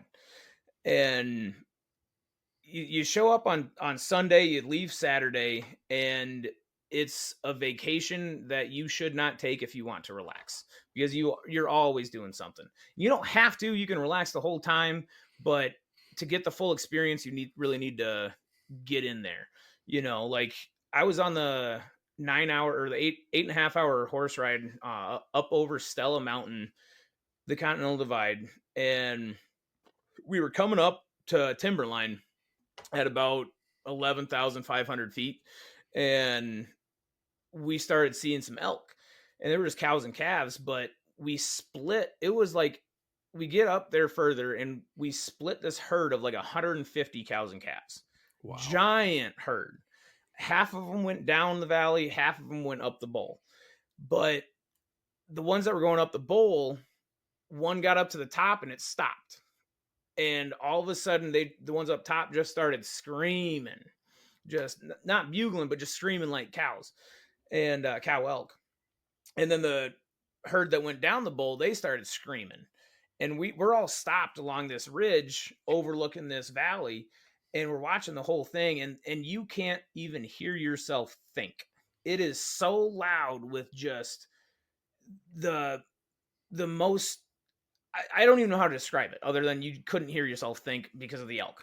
Well, And if I may interject really quick, so yeah, just this sounds almost like picturesque as far as like splitting a whole herd of elk. right, I mean, I don't know anything about that, but to me, it's like literally just like I think of buffalo herds of just right, thousands and thousands, and you're right, just parting the sea of these animals. right. And so they just keep screaming, and then all of a sudden we see this calf come running up from the bottom, and then we see a cow from the top run down, meet it halfway, nip it in the butt, and then it goes dead quiet, and everything moves away. It went dead quiet because the calf found its mom again, or the mom found its Mm. calf again. That's why this all started. They got mixed up. A calf went down when mama went up, and before they left, one went, "Hang on." They had to get that squared away. That's Right, so interesting. right. And I then mean, it it just makes lit sense, up. but like Right, that's just like the coolest thing again with nature of like where you're just seeing that firsthand of like, hey, we're all like the same type of animal, but mom instincts kick in, and it's like, where are they at? I got to find them. Right. Right. Right. And yeah, it was just crazy. And we got back and we actually told the owner about the ride because his son was the one that was taking us on it. And Ryan said he would ride that 8-hour ride every day all summer if he knew he was going to see that once. Yeah, no kidding. That's insane. And see, I ended up working out there for a summer, and that was one of the best experiences of my life because I I learned a lot about hard work. I learned a lot about people skills because I wasn't a wrangler, but I did maintenance because I'm really good with my horse when it freaks out, but I don't know what to do with your horse when it freaks out. Hmm. So I had a wrench in my hand or a lawnmower, when I worked out there. And but I every Thursday I got to camp out at 9,000 feet elevation with guests and sleep under the stars. And I got to watch the big meteor shower that comes in like early August, late July, most years.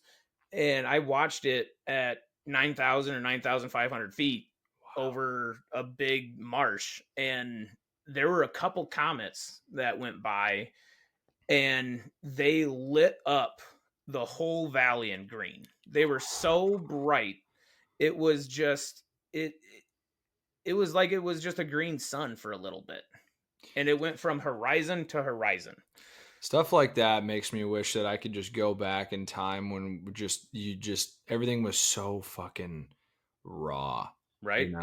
Like Right. that's just the That's why I loved it universe, out there. nature, just it's all happening in real time, man. Yeah, I was a 45-minute or a 35-minute drive to cell phone service the whole summer, and it was the best summer of my life. Yeah, you weren't worried about Instagram, you're not worried about Facebook, No, you're just living life, man. That's how it's supposed to be. right. It was great. We're not supposed to be on these damn things 24/7. It's not Right. good for us. In multiple ways. Yeah, seriously. But Um, so just on that, like I know you're talking a little bit about hard work. I always love to just kind of not only live vicariously through people, but like unpack that just a little bit. But like, what would you say maybe to add on your next top two, just like life lessons or life experiences, like just going through that, because that's not something you do every single year, I presume. right. So one is know your limits. Know your limits. That's Right. important. I passed out a couple times working in the heat out there. Um because you get in your mind and you're given a job and you need to do that job, and work hard and keep your word basically. But when you're throwing up and then passing out and waking up when you hit the ground, might be a little too much, Might be time to just get a little water in you Right, right. and get in some air And conditioning. exactly. And that's why I didn't buy bottles of Gatorade. I bought a can of Gatorade so I could make it extra potent if I needed to. Yeah. And then I just slurped down a glass of, I don't know, we'll call it Gatorade syrup because it was so thick, and an ice cold glass of water, and sat in the shade 20 minutes and went back at it. Yeah. But that's where Um, you can also really understand how much the human body can take. And it's right, pretty incredible. right, right. I don't know. I mean, it's cheesy, but don't take life for granted. Mm. There was a guy lost his life out there that summer. You know, um, and I knew him well going out there as guests because we had been guests the same week of several years in the past. And but it was the ride on Monday. You never know what happens on a horse. I have a my dad's friend, when he went out there, a stick hit his horse in the nose, bucked him off, and while he was midair, the horse kicked him in the nuts. Yeah. And they were in the middle of a 6-hour horse ride, so he had to ride all the way back. But this guy, he got bucked off because the horse got spooked. He broke his arm right up by the shoulder, And so he was sitting up on the porch. He was looking at the clouds all day, and I'd go up there and chat with him. And there was I remember him by Buffalo Bill, because I asked him, "Are you doing okay?" He goes, "Oh, I'm doing great. I just saw Buffalo go by." He was talking about the clouds, and I had the day off, and was talking to him right before lunch. Then I was going to go into town while they went into lunch, and he was going to tell me about his gun collection when I got back. And so I went into town, ran some errands, and I was coming back, and my boss, the maintenance manager, one of the biggest mentors I've ever had in my life, he was waiting out by the gate, and I pull up, and I'm like, "What's going on?" He goes, "Be respectful going in there. Bill passed away. That clot, the Widowmaker, the clot in his shoulder let loose, clogged his heart. Done."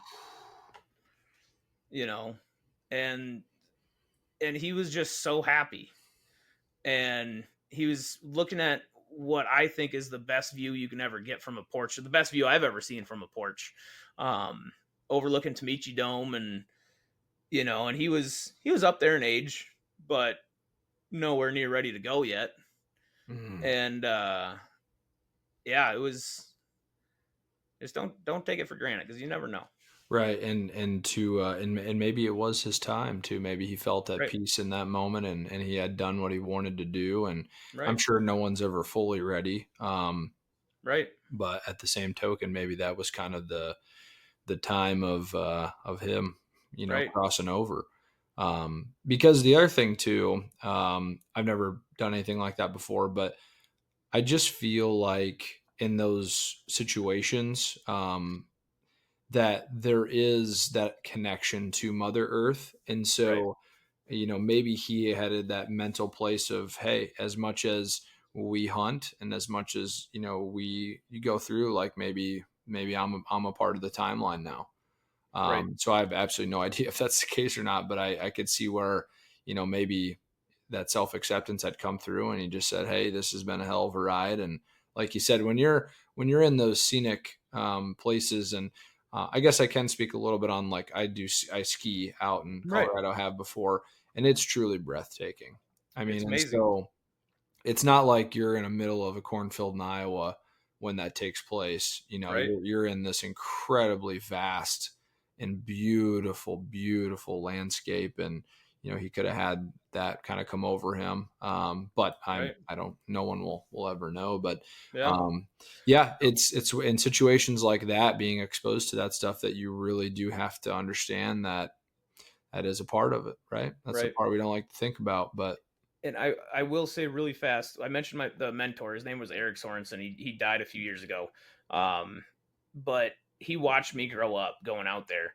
And then he's my boss when I worked out there. And two of the biggest things that he ever taught me. So when I was growing up going out there, the last thing he would ever say to me on Saturday afternoon, um, it was the same every year: make yourself proud. mm, wow, Because that's that's all that great. matters. Make yourself proud. I love that. Right. And then the other thing that he drilled into me and a lot of other people is the only three things that make a good man is honor, respect, and courage. Wow. And I didn't know, the longer I've thought about that, the more that develops into, Yeah. because you can have respect for somebody else, but in the end, you got to make sure you respect yourself, though, too. So you have to have the courage to pick who needs the most respect in that situation. Mm, But then you need to have the honor to be good about it. yes. That's like the integrity that we think about. Right. What a great kind of piece of gold there. That's why I like digging into this stuff, because you just never Mm-hmm. know till you think about it. But say that one more time. So it was honor, Respect and respect, courage. and courage. Yeah, man. That's a solid. I mean, that's a good enough in a podcast right there. by Yeah. itself. That's good stuff though. And this guy, if you picture Grizzly Adams, that's what he looked like. Yeah. But I think some of that stuff too, like you think about honor and respect, like you have to also respect the danger of the situations. Like if you Right. don't respect that level of threat, then that's a part of it too. Right. Is, and throwing in a little bit of like fighting like MMA too.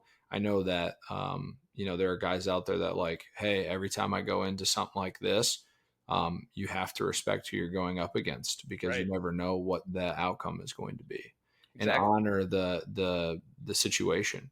Right. Um, There's so many different avenues that makes. that's a great thing, and I'm so glad. So, how old are you when you're hearing some of this stuff? I mean, it sounds like you're a young man.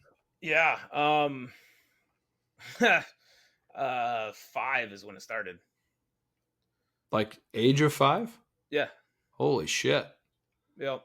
Yeah. I When mean, was that's when I this met him trip when I was like though? 5. Yeah, but this trip though, in particular, how old were you? Oh, well, when I worked out there, I was 21, but we went out there every single year from when I was 5 until I worked there. Oh wow, okay. So Yep. this is a part of you. Oh yeah, and I'm going back out there in either September or October because my really good friend, the son of who used to own it, just took it over, and they're doing a lot of projects. And I told him I'd donate, I'd give him a week of my time and just go out there and work. You know. Wow. Yeah. Well, and just selfishly now that we're having this podcast and chatting, like definitely send me some photos when you're Yeah. out there because I want to see Yeah. some of this stuff firsthand. I think it'd be awesome. It's amazing. It's amazing.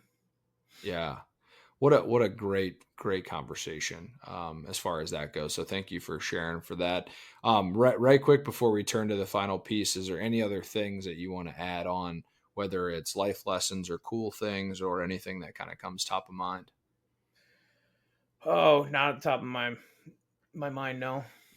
Well, to be fair, we have covered quite a bit of good things in this. This is Right. we're getting to that 2 hour marker, so we've made up some good ground talking Right. about a lot of different stuff. And thank you again for sharing and coming on and talking all this stuff. It's really fun, man. Hey, dude, thanks for asking. This has been a Yeah, blast. absolutely. I love this. This is how you get to know people. You get to learn stories. You get to self express. And I feel like another thing that's cool, and I've never been a guest on someone else's yet, but I feel that when you're reliving this stuff and talking through it, it's like another layer of knowledge and relevance because, like, Right. you're like, hey, this is what I went through. I haven't thought about it in this way or shape or form. Or that's at least what I'm hoping to provide as the host is a way to, like, kind of dive into it in a new way.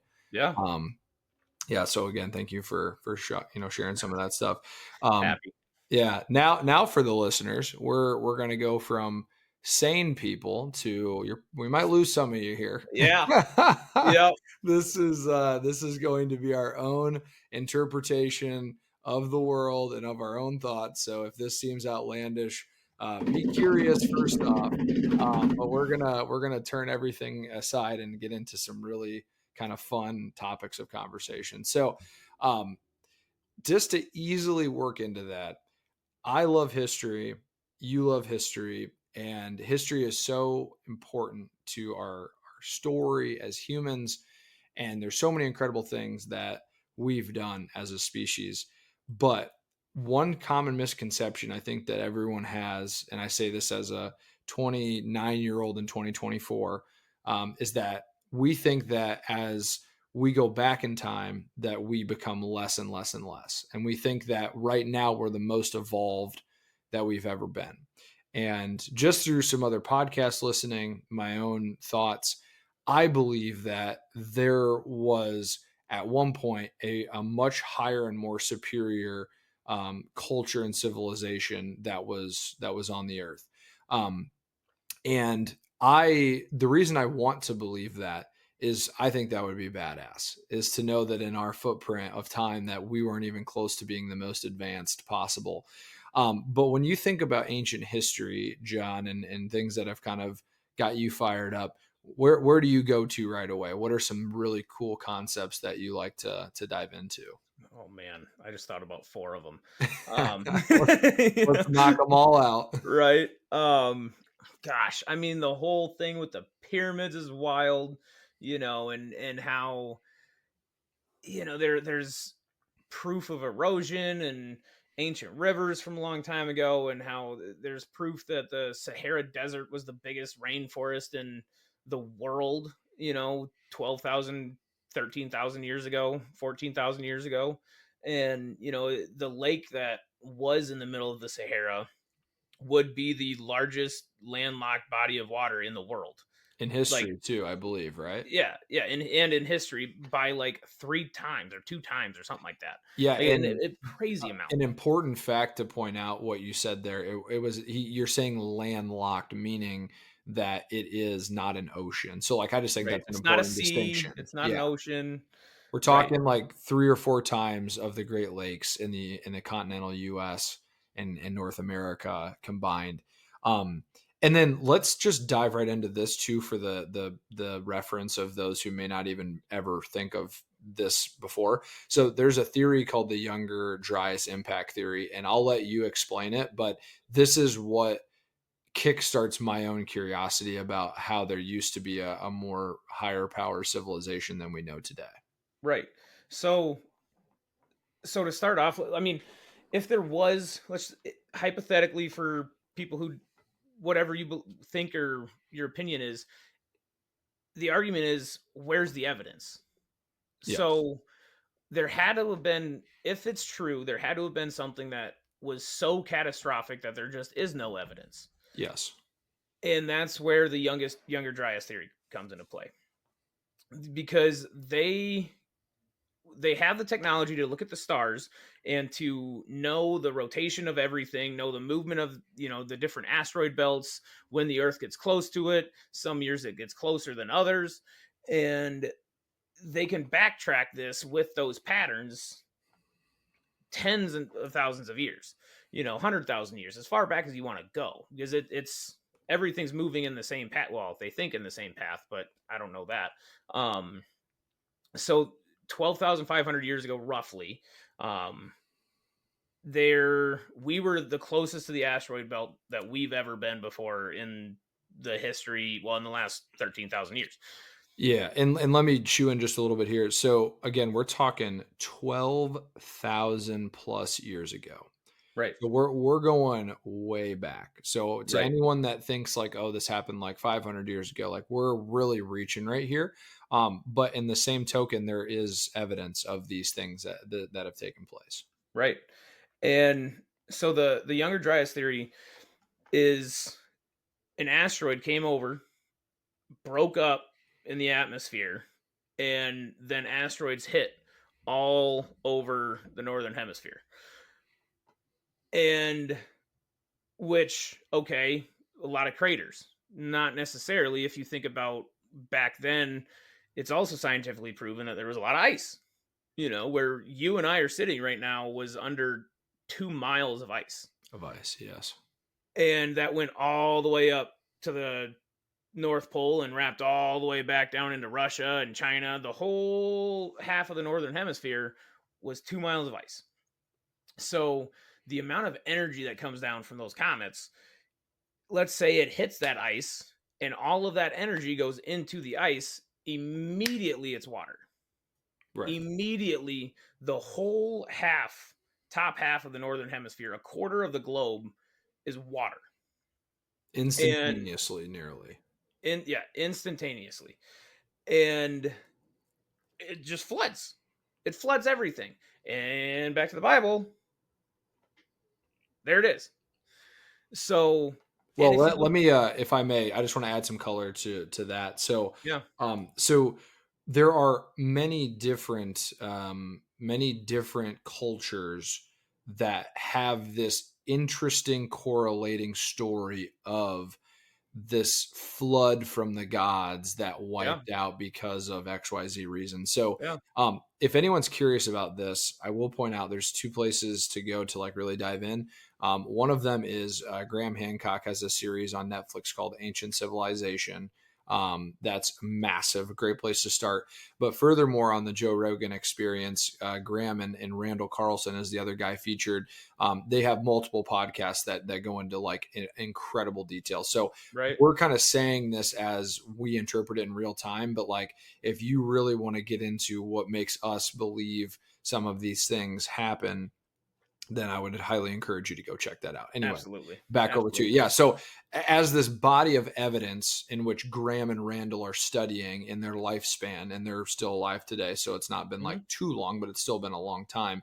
They have gathered and traveled to all these different cultures to really study the correlations of this. And it's more than like three different cultures that have this concept of a flood, this concept of Yeah. the water god, this concept of the gods being upset. And what's interesting is that they do believe that it could be because of this impact theory, where all of this happened at once simultaneously around the globe.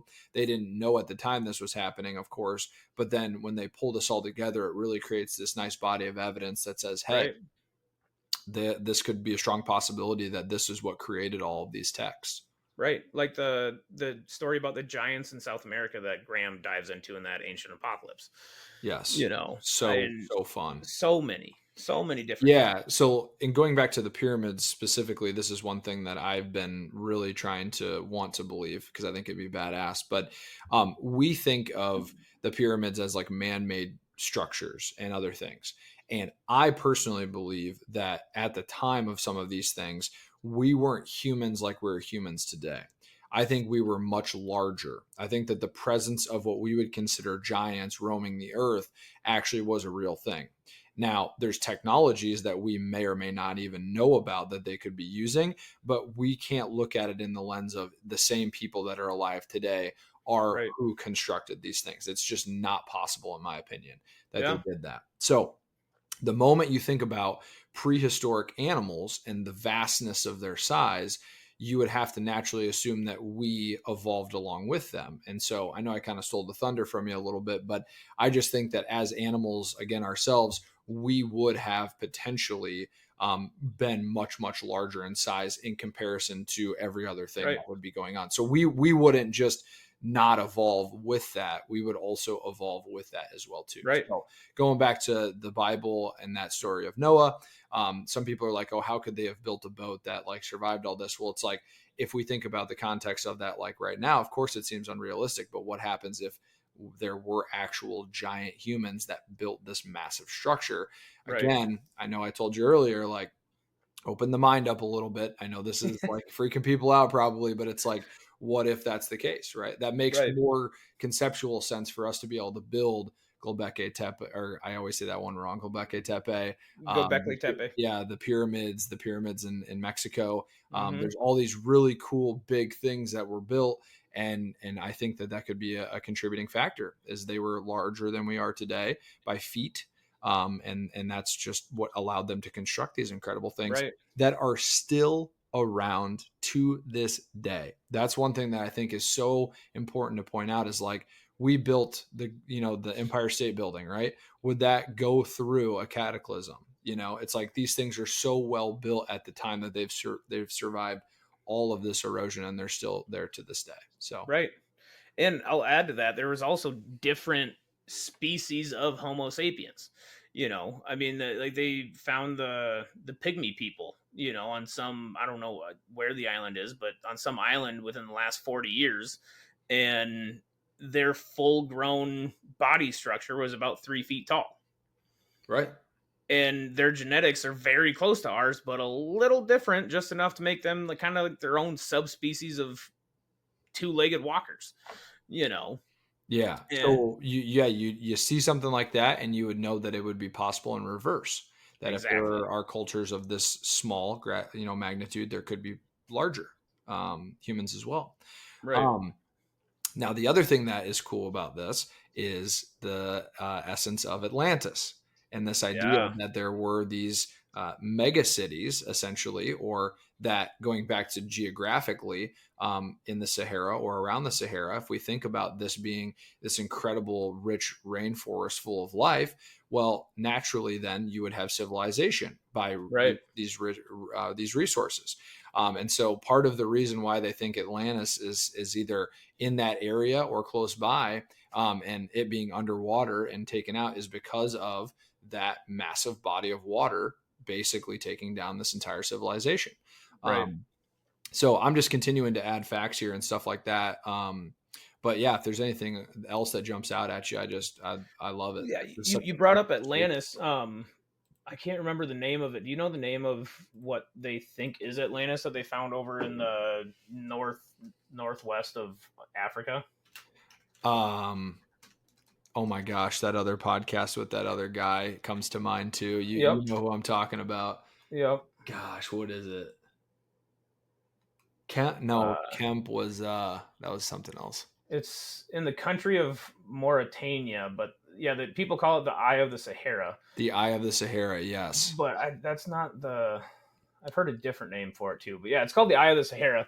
And if you go back to, you know, brain fart on the guy's name, but whoever told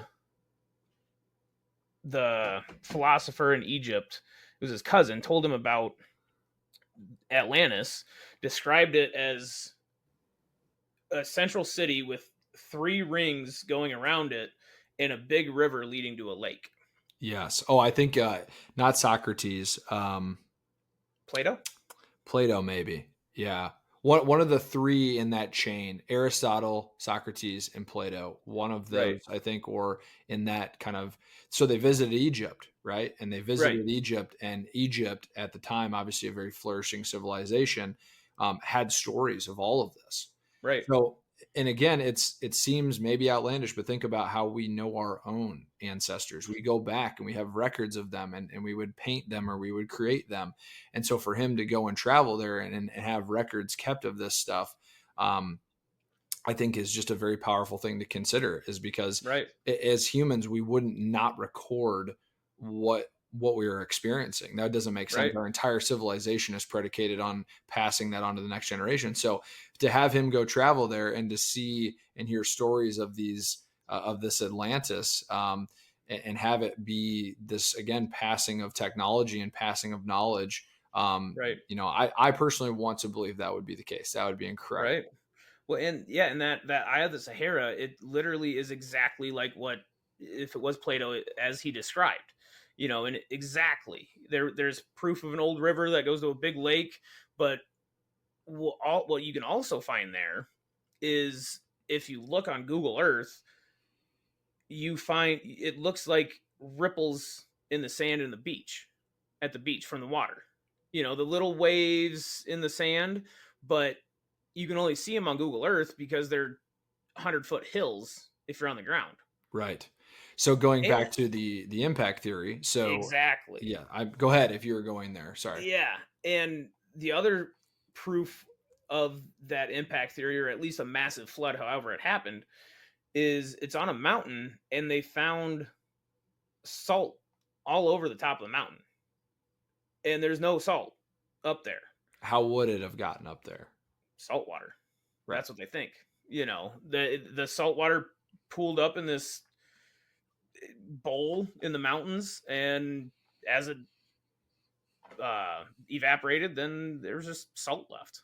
Right. And I mean, this is studying what is on the earth, right? It's not like someone Right. would go up there and fucking spread it around. You Right. know what I Well, mean? and Like, the nuclear glass, the yeah, thin layer of nuclear glass that you can find at the exact same depth all across the world, that the only way that certain type of glass is made is at extremely high heat.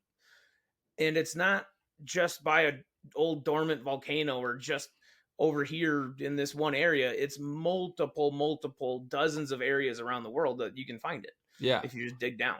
So just to kind of tie this together, if you are someone that does believe or wants to believe in like Noah's Ark and all that stuff, like think about that, right? There was this great culture that existed and these people were flourishing.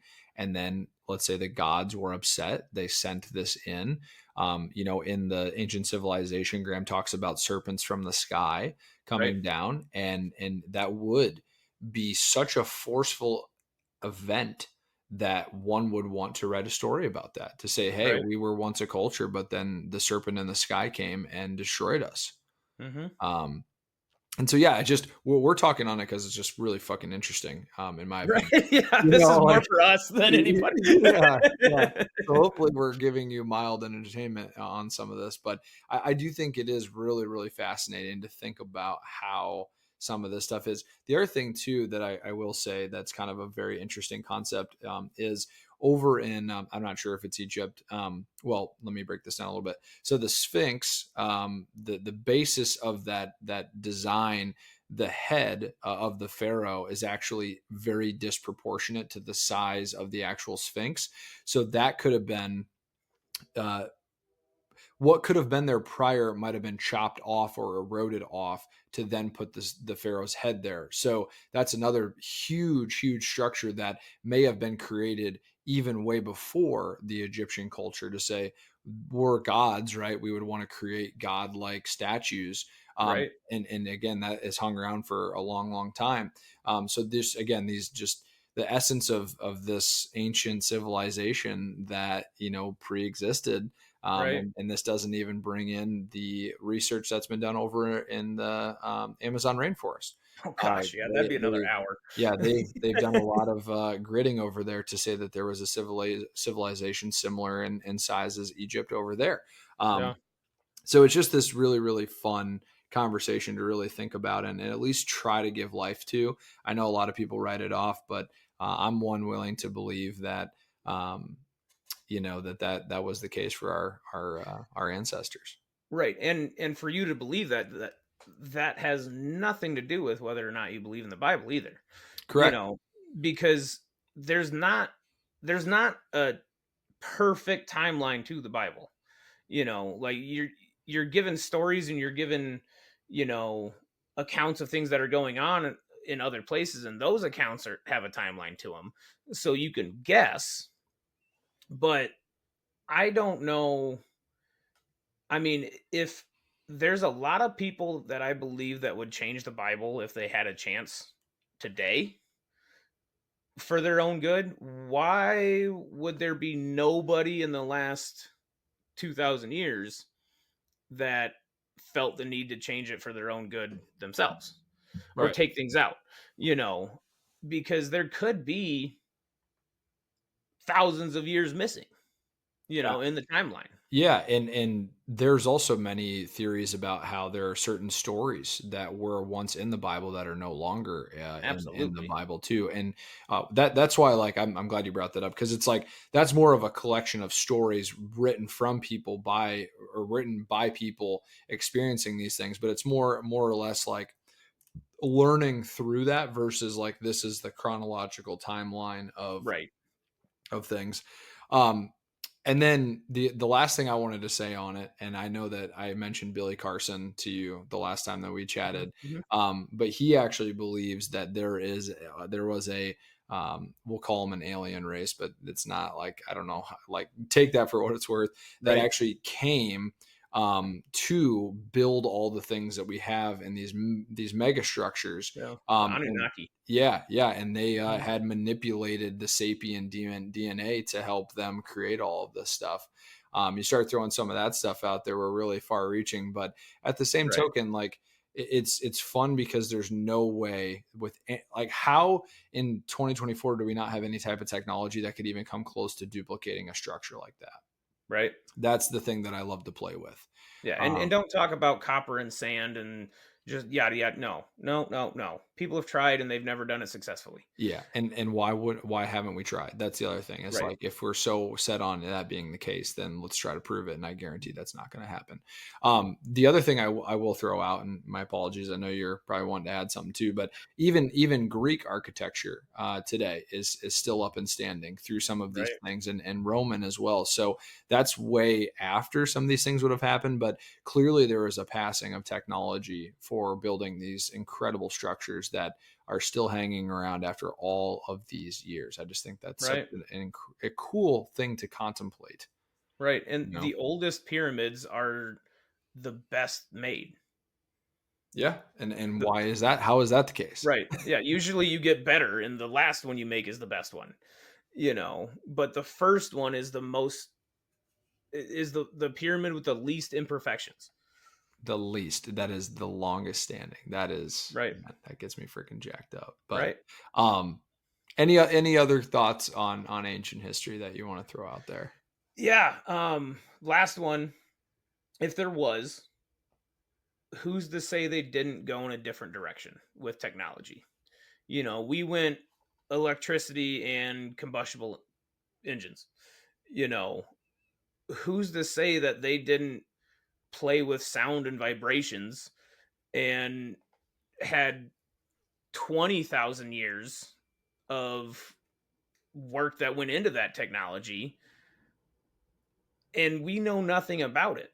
Like we talked about Randall Carlson a little bit, but he's also been working on a project with people. I can't remember the university, but about putting different geometric shapes together with different elements, and they have figured out a sequence of just shapes and elements that creates power. Yeah. Through There's sound. yeah, through the vibrations of the atoms. There's the sound that it makes at a certain tone that we can't hear. Yeah, the frequencies are able to Right. actually cut and move and shape things. Right. Which again, we think, oh no, they just cut them out of the fucking marble. It's like, okay, Yeah. yeah, Well, bullshit. who's to say they didn't just have this kind of rock that was shaped this way, this kind of rock that was shaped that way, because they were just that smart and just went tink and this 100-ton limestone thing floated. I don't know. Like, I'm not one to say Right. We're because both not one to say, but it's still fun right, to discuss. it's fun to think about. Right. That they You would know. use frequency to be able to actually move these very large stones and then place them with such accuracy. Right. So Like then you you, can feel bass. You right. know. You can feel bass. You can feel, well, here's a good, very small scale example, but like Tibetan healing music is at a Yeah. frequency that is supposed to calm us. So it's like Hmm. there's a whole level of power. I think that I'd love to see what Randall can end up doing with that stuff, because Right. if he and that crew can find a thread, I think that that's going to shake up a lot of shit, Right. because now no one has anything to refute if Yeah. they're successful. Absolutely. Yeah, I almost went down the Tesla rabbit hole, but don't need to do that. And that'll be a separate podcast. But Yeah. yeah, no, for all those that are interested, please look into this stuff, because it's Yeah. so entertaining. And Graham Hancock yeah, and Randall Carlson. keep an open mind, because we have so much more to the human story than what we think. But yeah, so any other things here, John, before we wrap up part 2 here? No, I mean I'm golden, man. This was such a great experience. I'm grateful for you. I'm grateful for us to come on and talk on this stuff, and for you to share some stories, and for you to be on the Life with Nick podcast, man. Thank you for coming on. Hey, thanks for letting me be a part of the Life with Nick. Absolutely, man. Alrighty. We appreciate you guys. Until next time.